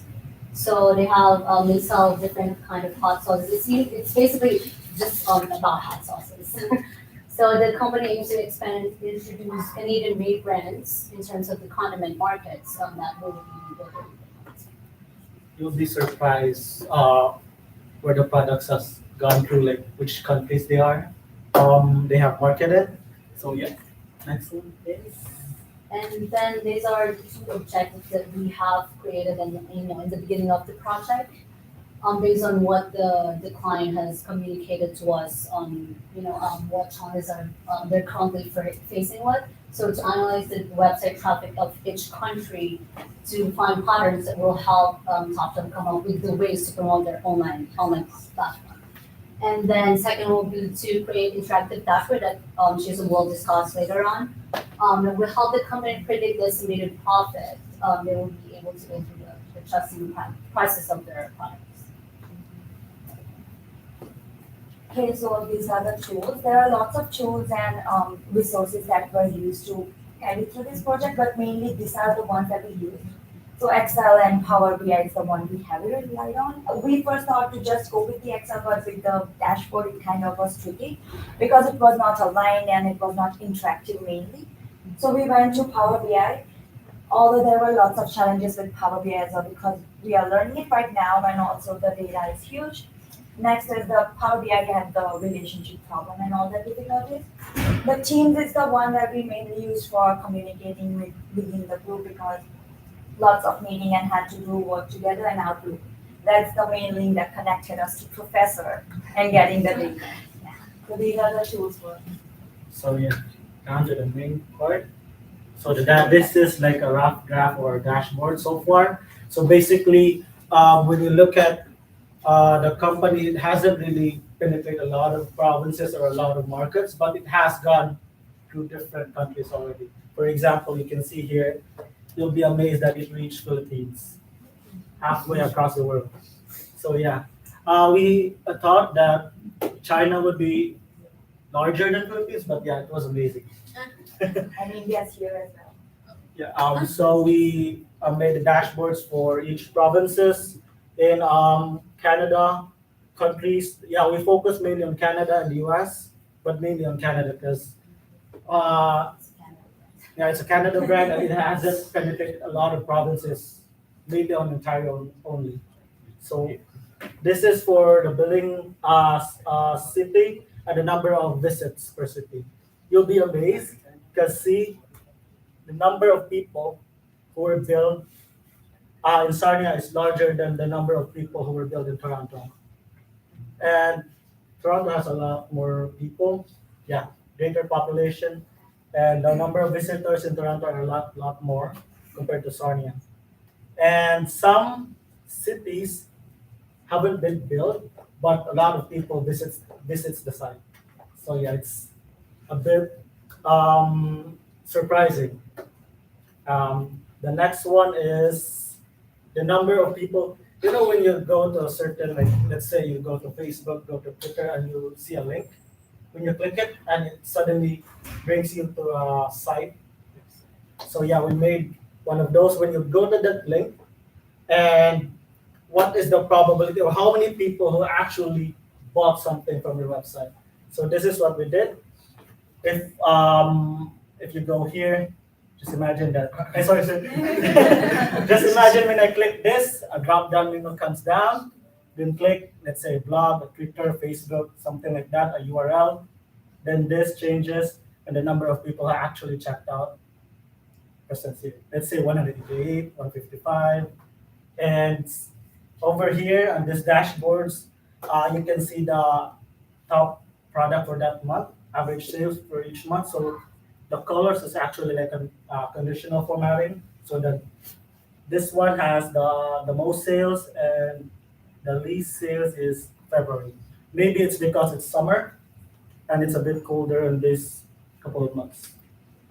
So here we can see the number of people who actually been fully paid or actually partially paid for their orders from TopShelf. Let's say, for example, a large retail company, let's say a fast food, buys a million products from you, a million products from TopShelf, and they aren't going to pay it one time, they're gonna pay it in installments, right?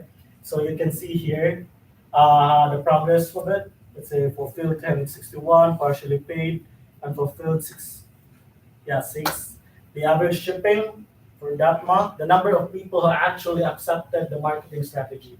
Like for example, if you buy something, you get an email that, do you want to receive any promotions, blah blah blah, coupons from this site? So yeah, this is the number that the company will be able to see and who actually accepted the marketing strategy. And this is another dashboard basically showing the number of different shipping methods that the customers use per each month. So if you click this, everything changes. And over here, you're gonna see the total number of people who use different devices to visit the site.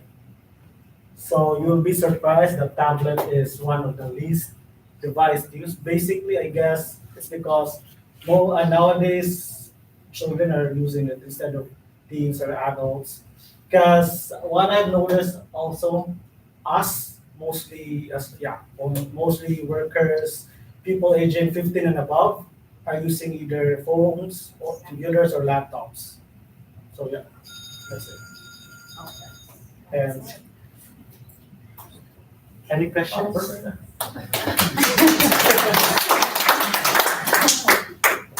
I would ask a question. You said about the last part of tablets. Did you open the website on a tablet? But maybe it's not customized in a tablet, so that's why people want to see it just in a. No, actually, I haven't tried it, but Because that's a good suggestion. like some of them customized to phone, tablet, Yeah. PC, but some only PC. So even if I open a website, I cannot browse. Yeah, like you can adjust it like desktop method. So, and from the chart, what's the highest number of orders? Like what country that has the highest? Canada. Canada. And So what are the top best-selling products? best-selling products is this The actually. condos. It's quite a mouthful, but yeah, this is build your own prepack 1 plus 2 5. I'm actually curious why Canada because I don't know that Canadians like hot sauce. Yeah. I know that like mostly people from But Asia. there are lots of people Yeah, you here. can see here Philippines. There are lots of Yeah, a lot of people people here in in Canada. Philippines really like spices. Yeah, people in Asia. There are lots of quite countries. They amazing. have like one Surprising, order actually. all over the world. All over the world. One. In Canada, what province? Is it Ontario? Ontario. and Yeah, Sarnia. Ontario. Sarnia. Sarnia is better. Sarnian people They're like performing salsa better in so Sarnia. Maybe you can team up with the Sarnia group. Or some free Yeah, there's samples. something that I think We'll try to ask for a free sample and share it with you. You guys can team up with like, Hudson group and we can have a great day. All right. So what is the average sales they are making per transaction on Like, did you guys check what is the average sales that's being made per transaction on per product. per transaction? We did it Oh, by no. we did it by month. By month. So this data is only individual customer, not businesses, right? Everything. No, Everything? Everything. So I was wondering why. Because when the data was given to us, it hasn't really have exact names. It was changed to numbers, but I'm pretty sure that some of them are businesses because you can see there like let's say number 1031. There's a lot of 1031 there. I was wondering why is Sarnia? Yeah, it's There are quite- more sales in Yeah, Sarnia it's quite compared to. amazing, right? Maybe is there a specific part of how to do that? A population maybe from a specific culture in that that place. That's why they're buying more of that maybe compared to Toronto. Yeah, I think it's because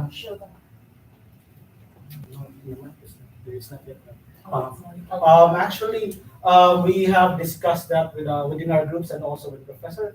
It may be because of some culture, how things are in that certain part of Canada. For example, forget the specific topic. Some people, Quebec actually, even though Quebec has a lot of population, but they don't have a lot of sales in it. I think it's because they prefer to buy like within their province. Yeah. And you mentioned that the Philippines has more sales than China, right? Yeah. Why do you think that that's the case? I'm just curious. Because we're lazy. When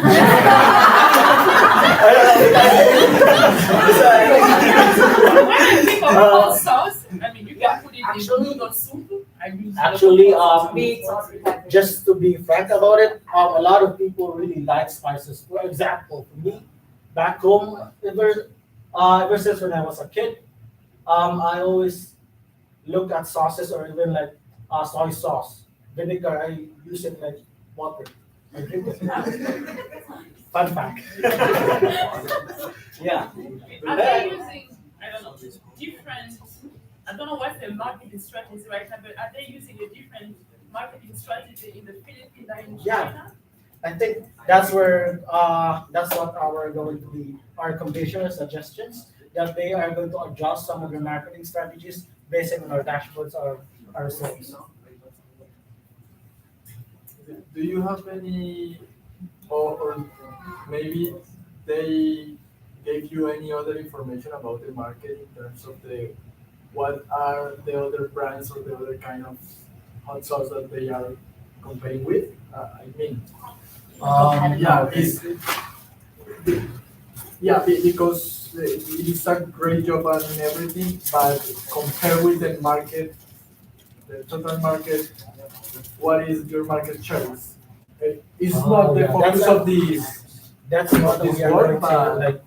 but that could be useful for you in order to say, oh yes, we are, I don't know, we are in the top 10 of hot sauce brands recognized or something like that.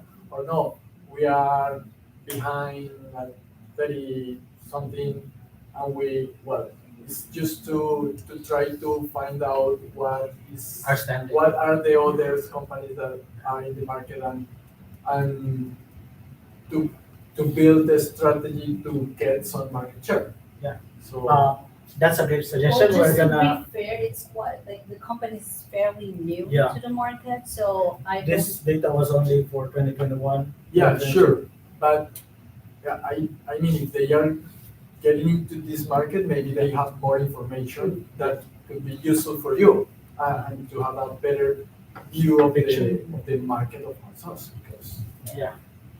That's a great suggestion. We're gonna take a look into that. Sorry. Good stuff. Okay. We're gonna move it along. Thank you very much. Who is next? Sonia. Thank you. I don't know. They shifted ahead. Yeah. You guys go? Yeah, we are good. We are doing it.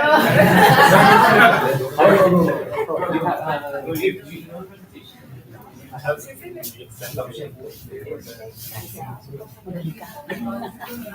that's why I take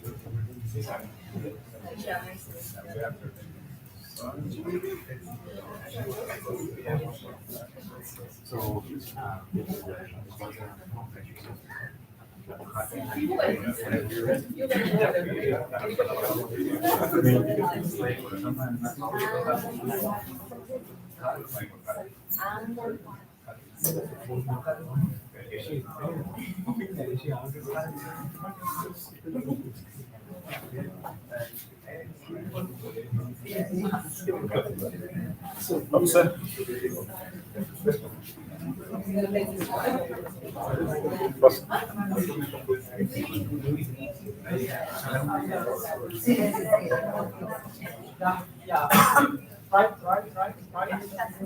okay.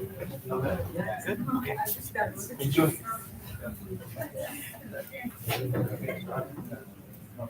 So our topic for the capstone, economic development, Sarnia. And okay, we introducing ourselves. I'm Archit, Siddesh, Rishi. We are the group members, and our project goals. We just forecasting the economic factors of Sarnia, the whole thing, and the overview about the city, and impact of quality of life, and areas to be tackled. And we are also focusing on the future side, on the economic part. So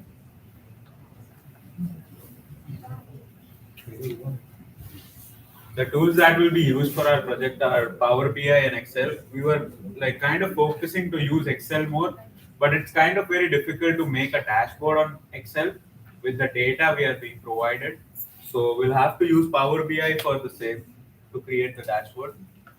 Our progress is like we are done with the data cleaning, although we have some issues with the data yet. We have started with the visualization and we have started preparing some graphs, but not everything is done.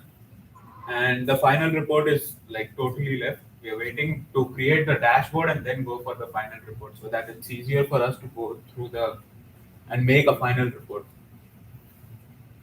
So our current focus is on the future labor market in manufacturing industry because when we had meeting with the Cernia group, they told us like how the manufacturing industries will be in the future because Cernia is well known for the manufacturing industries and petrochemical industries. So we are currently focusing on it, like how the labor market will be in 2028. So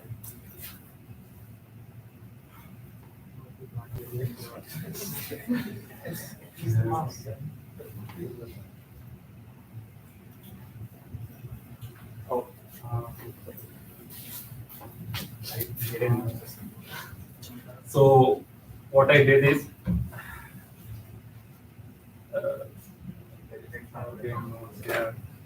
You need to sign in with your account.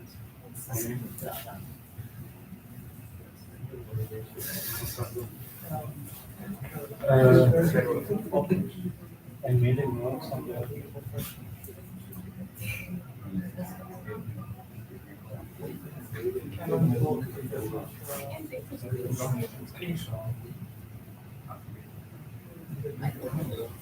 Do you have the link? Yeah.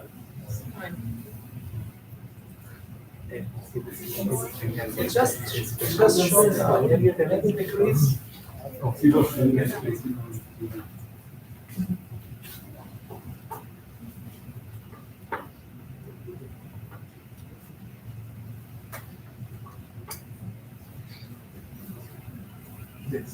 can we open the Google? Yeah. When you were zooming, it showed actually. So maybe just play with the slide. Yeah, you can close it. You can go over top. That's fine. Okay. We'll skip this part. If you just resize the slide, because it was showing just now. You can see our dashboard over there.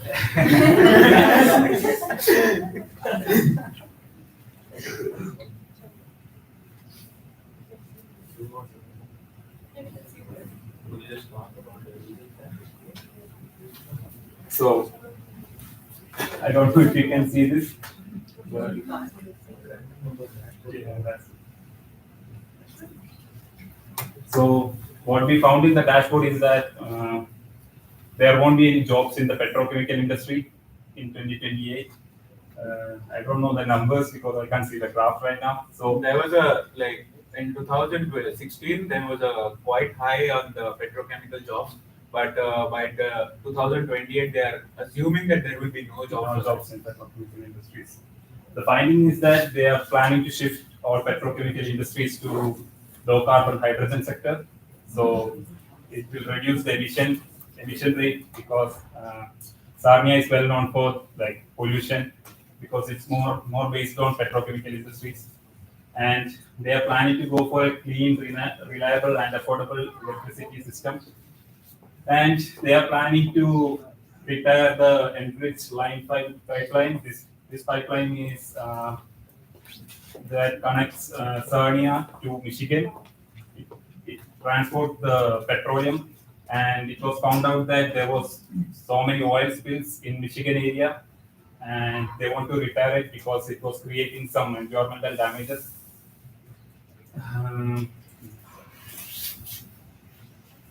So we're talking about the difficulties that we are facing with the data. Like the first difficulty that we had, we got the data very late. So now when we sat down and went for the cleaning, the thing is we got the data in PDF form. So we have to convert all the data into the Excel. And when you convert it to the Excel, you can't change the images and everything. So you have to delete everything and put one data. So that was the biggest thing that we faced. Also, there were some variations in the data, like one file had the population of 71,000 and the same other file had the population of 73,000. So we are not sure which one to go with, and now we are figuring it out by our research. And there were no proper descriptions about the data. So basically we had Sarnia and the region. So if you see, there should be more population in the region than Sarnia, whereas the data had more population over Sarnia than region. So we are still figuring out with the data. We have tried to clean it up, but we don't know how much to rely on what data. So it's going to be more of a research project for us. Any questions? What's the future jobs then, other than low carbon, So Cernia is well known for the shipping industry. So they are planning to make a container-based manufacturing, like shipping the products that are made in ships. They are planning to produce that. And rubber industry, I don't know why the rubber industry is going to be high. And the other one was chemical products like paints, rubbers, glues, those kind of. But the chemical products, the chemical raw materials like acids, nitric acid, sulfuric acid, everything will be going down, but the chemical production industry will be going high. Just after looking into the employment data. Yeah.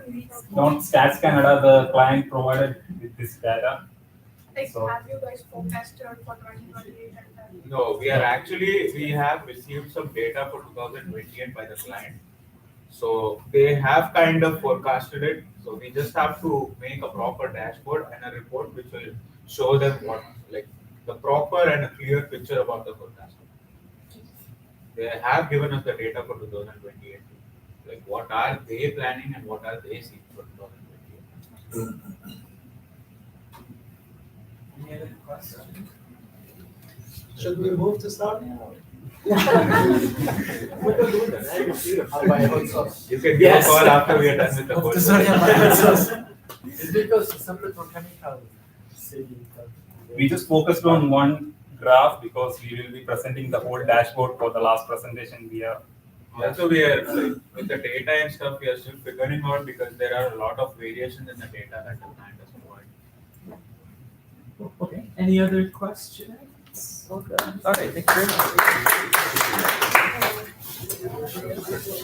Do you have HDMI?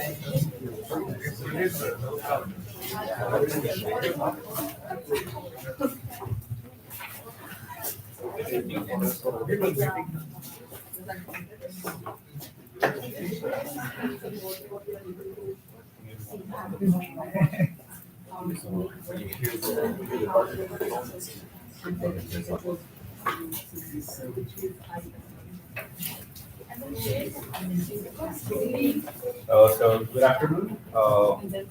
As you all know, we are gonna talk about the Capstone project. Right now, we're building an interactive dashboard for the sustainability office here in Iowa College. So our team members are Shivani, Diana, Camilo, Armand, Hernan, and Kamal. Feeling a little bit sick today, so that's why she didn't come. So basically, we're gonna focus this milestone presentation just in the overall progress of each of the phases of our project. So,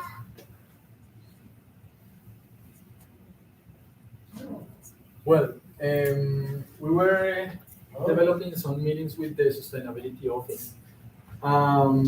We did the first meeting in order to introduce her about what we are going to do and, of course, to have a better communication with the director of the office.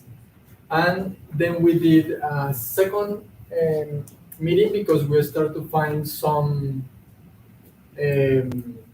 information that has no sense, and we need to ask her about if the college already have some targets about the reduction of the emissions, because what the sustainability office is giving us is the information about the metrics of the emissions of carbon dioxide because of the water consumption, natural gas consumption, and electricity consumption, basically.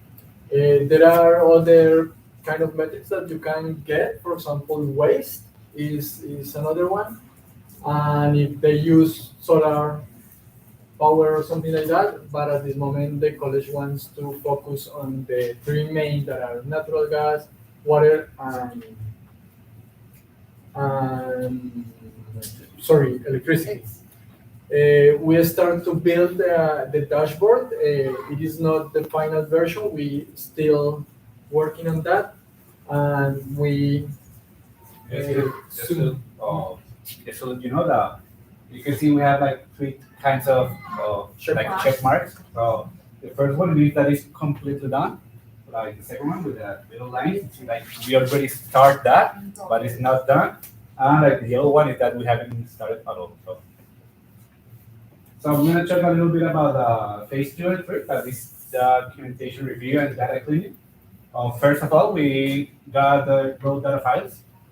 As we said in the last presentation, we got like maybe 12 files and more than 30 tabs of a lot of information about electricity, waste, water. Then the next step was understand the structure and try to find the relationship between each file. It was a little bit hard. What you can see here is like not every file had the same format, the same colors, even the same titles. So when we try to start cleaning the information was really hard, because even if you use some formulas, if you don't have the same name, it won't get like. What we had to do was like change even some titles, try to change the way they display and show the numbers. So what you see here is like a little bit of the file that they share with us. Also, in the data cleaning, what we do was identifying and updating missing data. You can see there were some missing data in some files. You can see that there's no reference in other columns, because probably what happened is that they had this file linked to another file that they didn't share us. So that's why you found like some no reference columns there. So we identify and update missing data in another meeting with Terry, the director, and then we try to correct the inconsistencies and some inaccuracies that were in some formulas. But basically, that's what we did with data cleaning. We can say we're basically done with data cleaning. We're still waiting a little bit of more data, but the files that we already have, it's done with the cleaning, with the data cleaning. Okay, we are using in general Excel and Power BI to build the dashboard and to clean the data and to build the dashboard. We have a sketch in here.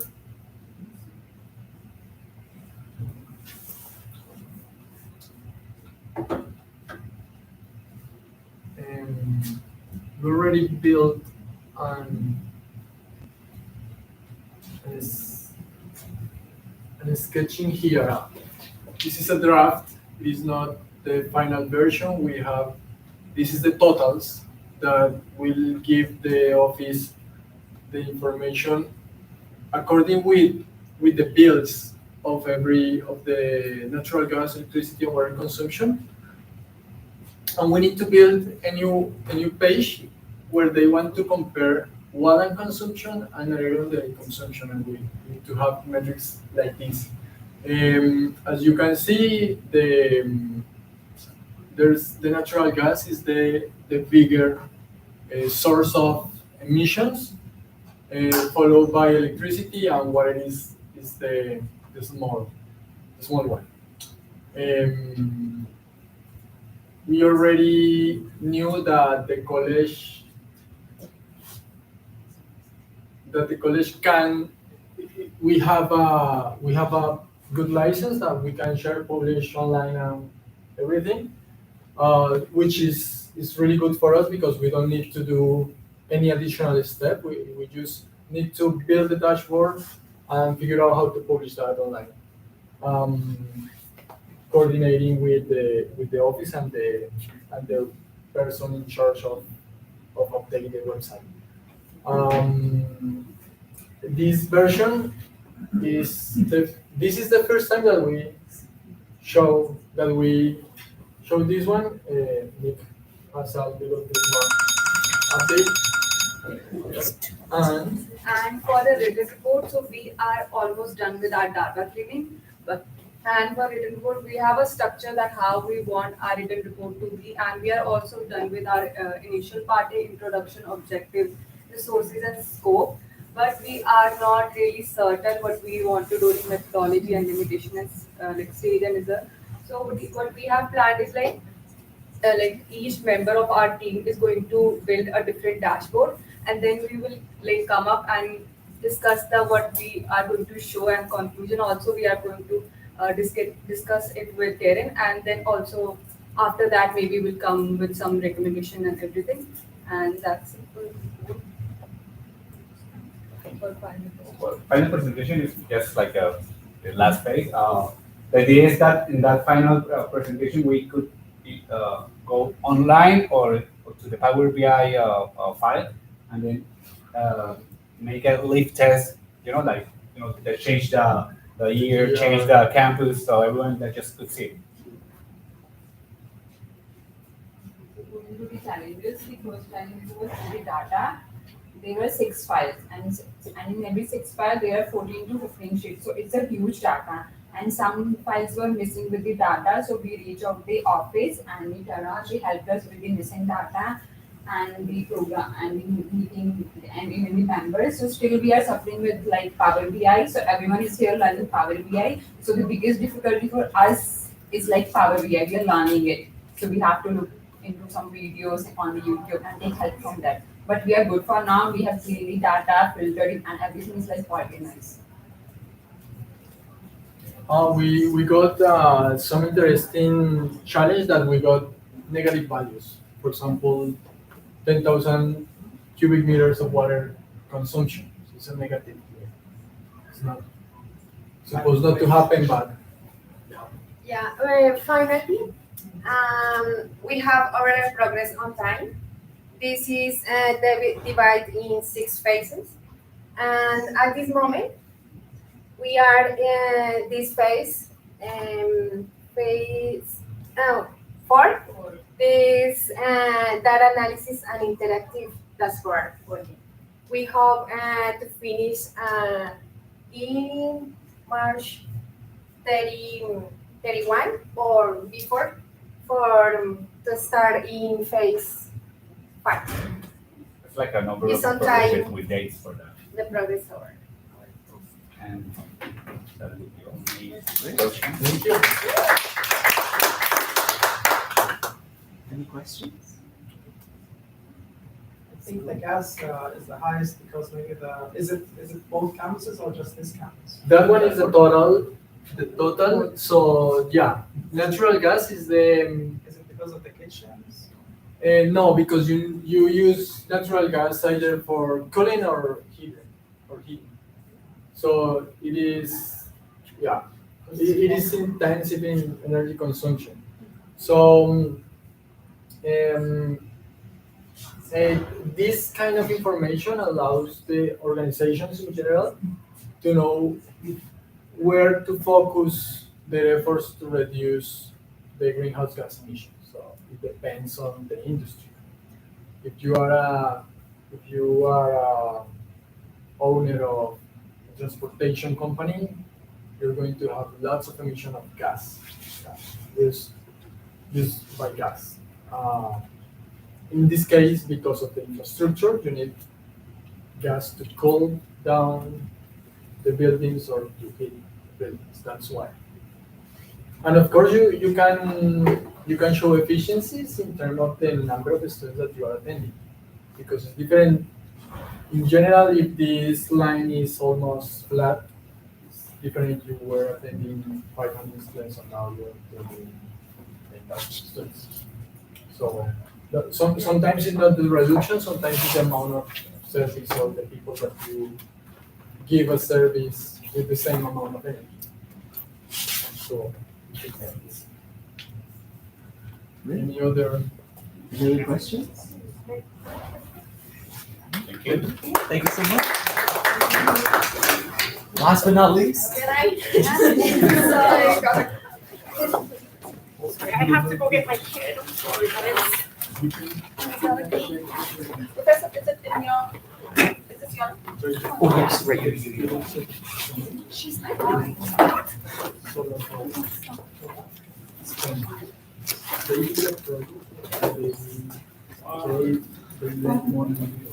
The government support with money, the houses,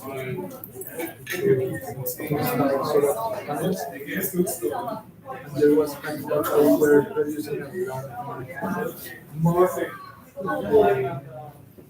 and then they So when you hear the buzzer, that's tax, they made a bill, All right. Okay, last presentation for the day. We'll be done. Hello, everybody. This is a presentation of milestone 2, mostly the updates after milestone 1 that have happened. And this is for the predictive model being built for Niagara College International. That's me, student in business analytics, and sorry, I went to first. LinkedIn, website, ways you can reach me later on if you would like to. And the objective of this project is to build a predictive tool by April 14th, and that will be used to help understand or predict the conversion, the number of applicants that will actually be converted to students in particular academic terms at Niagara College. And the data is consisting of international applicants only at Niagara College. And the tools used are PeopleSoft, Microsoft, a lot of Microsoft tools. Excel is the major one here. I am trying to do a Power BI one. We do have an IT request to plug this data in because there is a dependency of PeopleSoft data. That's why we would need IT support on that. But then for now, it is being built in Excel. And moving on. Data collection, like I mentioned in the last milestone update, the data is collected for the last 6 years. I'm using a combination of existing and new PeopleSoft queries that are helping me to extract the data from the database. And the data cleaning and storage, all that's done. And going forward also, it will be the same way of using the existing queries that are already created. So it's fairly clean, the data. And the data modeling model that was used is tabular format and connecting the various data sets using unique identifiers, that's the student IDs. And NDA disclaimer, NDA is signed, so all of that information is confidential. But what I would be sharing is dummy data in the dashboard. I'll spend a bit more time on the data analysis part where I've used exploratory and predictive analysis in analyzing the data because there's a lot of data. Majorly, there is a lot of data in each academic term. So we have spring, we have fall, and we have winter. And the behavior is very different. The conversions are very different in each of the academic terms. So there will be 3 predictive models for the 3 academic terms. And what I've spent a lot of time on is analyzing the data sets. And these are the main 3 factors that or trends that can be seen. One is the country, say 100 plus. Again, whatever numbers I'm saying, it's just it's dummy. It's not the actual information. Say 100 plus countries, and the number of programs offered in each of the academic terms are different. There are various admission stages. Going a bit more into country, there is a political factor, there is economical factor, there's social impact, there's technological factors which enable or say have a more weightage on that particular country, enabling people to go to Canada, come to Canada, and study. So, and then there's a permit, the permit approval rates. So that factor is also included. And there are programs of study where there is a rising demand of a particular program. There is a declining demand of a particular study. There is a career choice that comes into picture. And so these are the country and program of study are out of control for Niagara College per se, and the admission stage is something that is in control of Niagara College, where they are able to understand the demand, how many students are applying, and then work on their strategies to successfully offer the student with an offer to enroll. And then there is this tuition fees payment, which is a very key stage of decision which a student makes to make a commitment to the college on getting enrolled at the college. And there are various other factors where a student might defer, a student might choose a different college. So a lot of other factors are included, but then the factor that is being used for the current predictive model, building the current predictive model, is the historical conversion rates of the last 6 years data that has been collected. And like we studied in stats class today, the sum product, the weighted average is being used to understand how much weight should be given to which year in the history. Say COVID times, 2020, 2021, the rates are very low, as in the conversion rates may be very low compared to pre-pandemic or post-pandemic conversion rates. So I'm working through the data to again find some dummy data to be able to present them.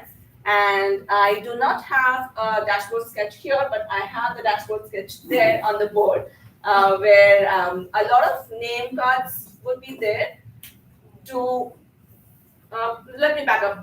The users of this dashboard would be one, monitors, and two, decision makers.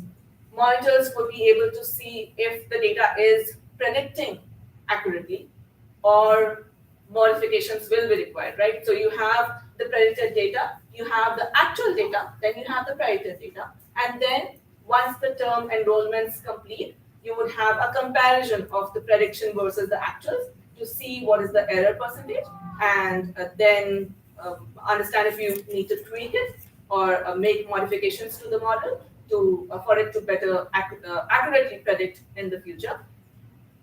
Once this model is successfully set, the next phase would be to bring in more factors. There are permit approvals, there are demand of certain programs. To consider these items, these factors, to accurately predict the numbers. And the written report is in progress. It's a lot of steps, writing down each and every step that is being done to create this model so that can be used when the Power BI model is created. And the presentation designing the template is in progress. You'll be seeing a lot of purple. Dashboard, the draft dashboard is in progress. The sketch is right there. And that's the project status update in Gantt chart. And we have completed, I have completed all of the green ones there. And what is in progress right now is further data analysis on what data has been collected. Draft review of the project is in progress. And then there are these 3 items that are pending. On track based on the timelines. And with that, any questions? What did your data analysis show? What are the insights? That is something that I cannot share. But then I will be sharing dummy dummy data, that's another challenge to create dummy data, ignoring the facts that I'm seeing. So yeah, I'll have some. Can we sign an NDA too so that we can share this before we first? I mean, Join Niagara College. Since actually you signed the NDA, this legally allow us as students because we are part of the college. Like you are not showing the data to outside, you're showing it like to the professor and us in the program. So I think we can see the data. But you haven't signed an NDA for this project. You signed an NDA for your project. Yeah. Yes, but we are showing the data to because right now Niagara College has the right to work on the data because this is what the NDA is telling. Like they are giving us permission as Niagara College to work on their data. So I would default to your expertise. So if you say you can't share it, then I'm going to trust you. So I have signed the. Said like no. I have signed the NDA with Niagara College International Department. So the data stays between us, not the Niagara College students. But it says Niagara College because the professor signed on it. So technically we are part of the program. So if you all sign the document, then you may. I have an idea. Why if you anonymize the country? Right, that is what I'm trying country XX. Country Exactly. Or country X1, X2, Right, X3, that is X4. what I have on the dashboard sketch where I'm trying to do say a mix 1, mix 2, mix 3, mix 4 and Yeah. then have dummy countries in each of them and dummy numbers. Yeah. So maybe not names, just codes. Right. Use codes. Yes, That's that is it. what I'm That's using. countries. This is whatever. And something that I was looking at your thinking in my self experience. I think there is one factor that could be really useful, and for me is if the country, if you are going to have origins countries, yeah, and you are going to find that the 50% come from whatever. Look at those countries that has the biggest amount of students coming to Canada or to the college. If those countries have an English as a second language, as an official language, or something like that, because I'm coming from a Hispanic country, our language is Spanish, and yeah, we study English, but it's not the level that we need to come to here. So that is, I think, that is one of that's the first challenge that you face when you are trying to come together, the language. And then if you have some agreements, government, because I realize that some countries can travel easily than my country. For example, Right. I need a visa, I need to go and have biometrics, I need to do lots of things in paper, in person. Some countries just do something in the website and they went waiting and they got an electronic approval or something like that. I don't know. For example, Mexico. They can come using ATE, something electronic, blah, blah, blah. They just fill something online and they get the visa. Right. So there is a huge list of factors that would that you can that affect this introduce. data, and then ANOVA can be used to understand the variances from that particular information. Is it significant? Does that information have a significant impact on the conversion rates? That would be the next step. And there are a lot of things that need to be done here, where in terms of the factors that indicate if they would enroll, if the student would enroll or not. And this is just the beginning of to enable that process. Thank you. So I just have a question. What predictive formula are you using to calculate it? And since you said Yes, it's more within you guys' control. Why is putting it as a factor for predicting? That was based on the data analysis. So what understanding am I gaining based on analyzing the data and understanding from the course that I've had so far? That's just the factor are the country, the program of study, and the admission stage. That I'm currently focusing on, but then there are a lot of other factors. And what predictive, that's the sum product that we studied today in the class, something like that, where you have a probability of particular years converting, how much of that conversion that happened in, say, 2021 affects the enrollment in 2023, or of 2018 affects, 2018 would be lesser, right? So, and the more recent years would have more weightage. So something like that, a sum product kind of a thing, would help to predict. I have a question. I'll keep it general though, so you don't have to get into NDA. So you don't have to name the countries, but are there certain countries that have a higher rate of confirmation or acceptance? Are there certain programs that have a higher rate? And are there certain countries that have a higher rate for specific programs, if you know what I mean? Yes, yes, and yes. So there is a bunch of countries, I would say, which have higher conversion rates. And then, so in the dashboard, what I'm trying to do is the programs that have higher conversion rates or are chosen more, and they also enroll finally.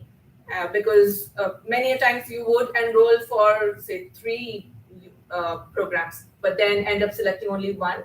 So that kind of conversion rate would also impact the enrollment. And that's it. And then I'll ask you about this program later. Just one, like about Power BI, you said there is an issue with integrating your data to Power BI. Not an issue, but a dependency on ITS, where they have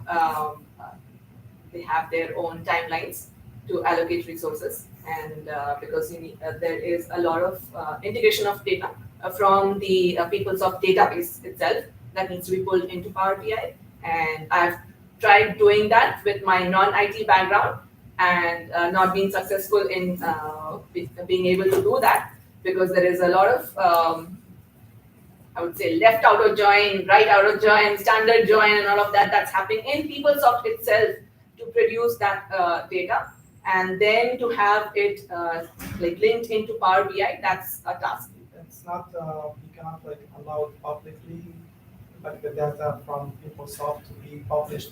Oh, in Power BI, we already have the connection, as in it's already there. The connection is already there. I'm able to query the database also. I'm using Microsoft SQL Server Management Studio to be able to see what's in the data. It's just when you are trying to pull the data onto Power BI using query, that's challenging. As in, if there are, say, 10,000 rows, it's showing me 100,000 rows for no good reason. And to be able to work on that, I'm required to connect with ITS, where a request has been put in, and so now just like you can manually maybe export the data and then import it for but you want it integrated also. Yes. Like, okay. What's the mix about? Sorry? The mix. So that's the mix of countries. Some countries that are, say, having similar conversion rates, probably put them in particular mixes and see where the conversion rates are low, and see if recruitment can help, if our global business development managers can help, if student advisors can probably help, if marketing can help. Lots of departments, this information will help, even diversification, looking at that. So there would be many legs to this particular initiative. Let's see where it goes. All right, thank you very much. And thank you to everybody. I'll post another announcement, but on Monday we don't have class, but I'm hosting an informal, totally optional resume, cover letters, LinkedIn interview session. You want to participate? What time? 10:30, I think I have it set for. 10:30 to 1:30. Yeah, face to face. In person, yes. In person? In person with me, yep. I can't remember the room number. I'll post the room number. Not HR students, so we're not sure. No, just our group. The resume, it's like, small. so we need to print a resume. You don't need to bring anything. If you'd like to, for sure, go ahead. But I'm focusing on the main things to focus on in resumes and cover letters. Also, talk a little bit about LinkedIn and interview questions, so different question types that you'd see in a data analysis kind of interview, and then questions that everybody sees. And then after that, if you have specific questions about your own resume, of course, I'll okay with that. But otherwise, great presentations, everybody. That was a lot of fun, and I'll see you next week. You can send the link, right? Yes, I can send you this. I'll send you this video link. Yeah. Oh, we were recording? Yes. Oh, Yes. I thought I made that clear. I thought probably it stopped. Do we have to submit the PowerPoint on the milestone like that you have given in the platform? No. Yeah, I've got it. Put it on the dashboard. Yeah, that's okay. I've got it all. Yeah, we're good. If you want to send it to me, feel free, but you don't need to. Okay. Yeah. Thanks. Have a good weekend. Yeah.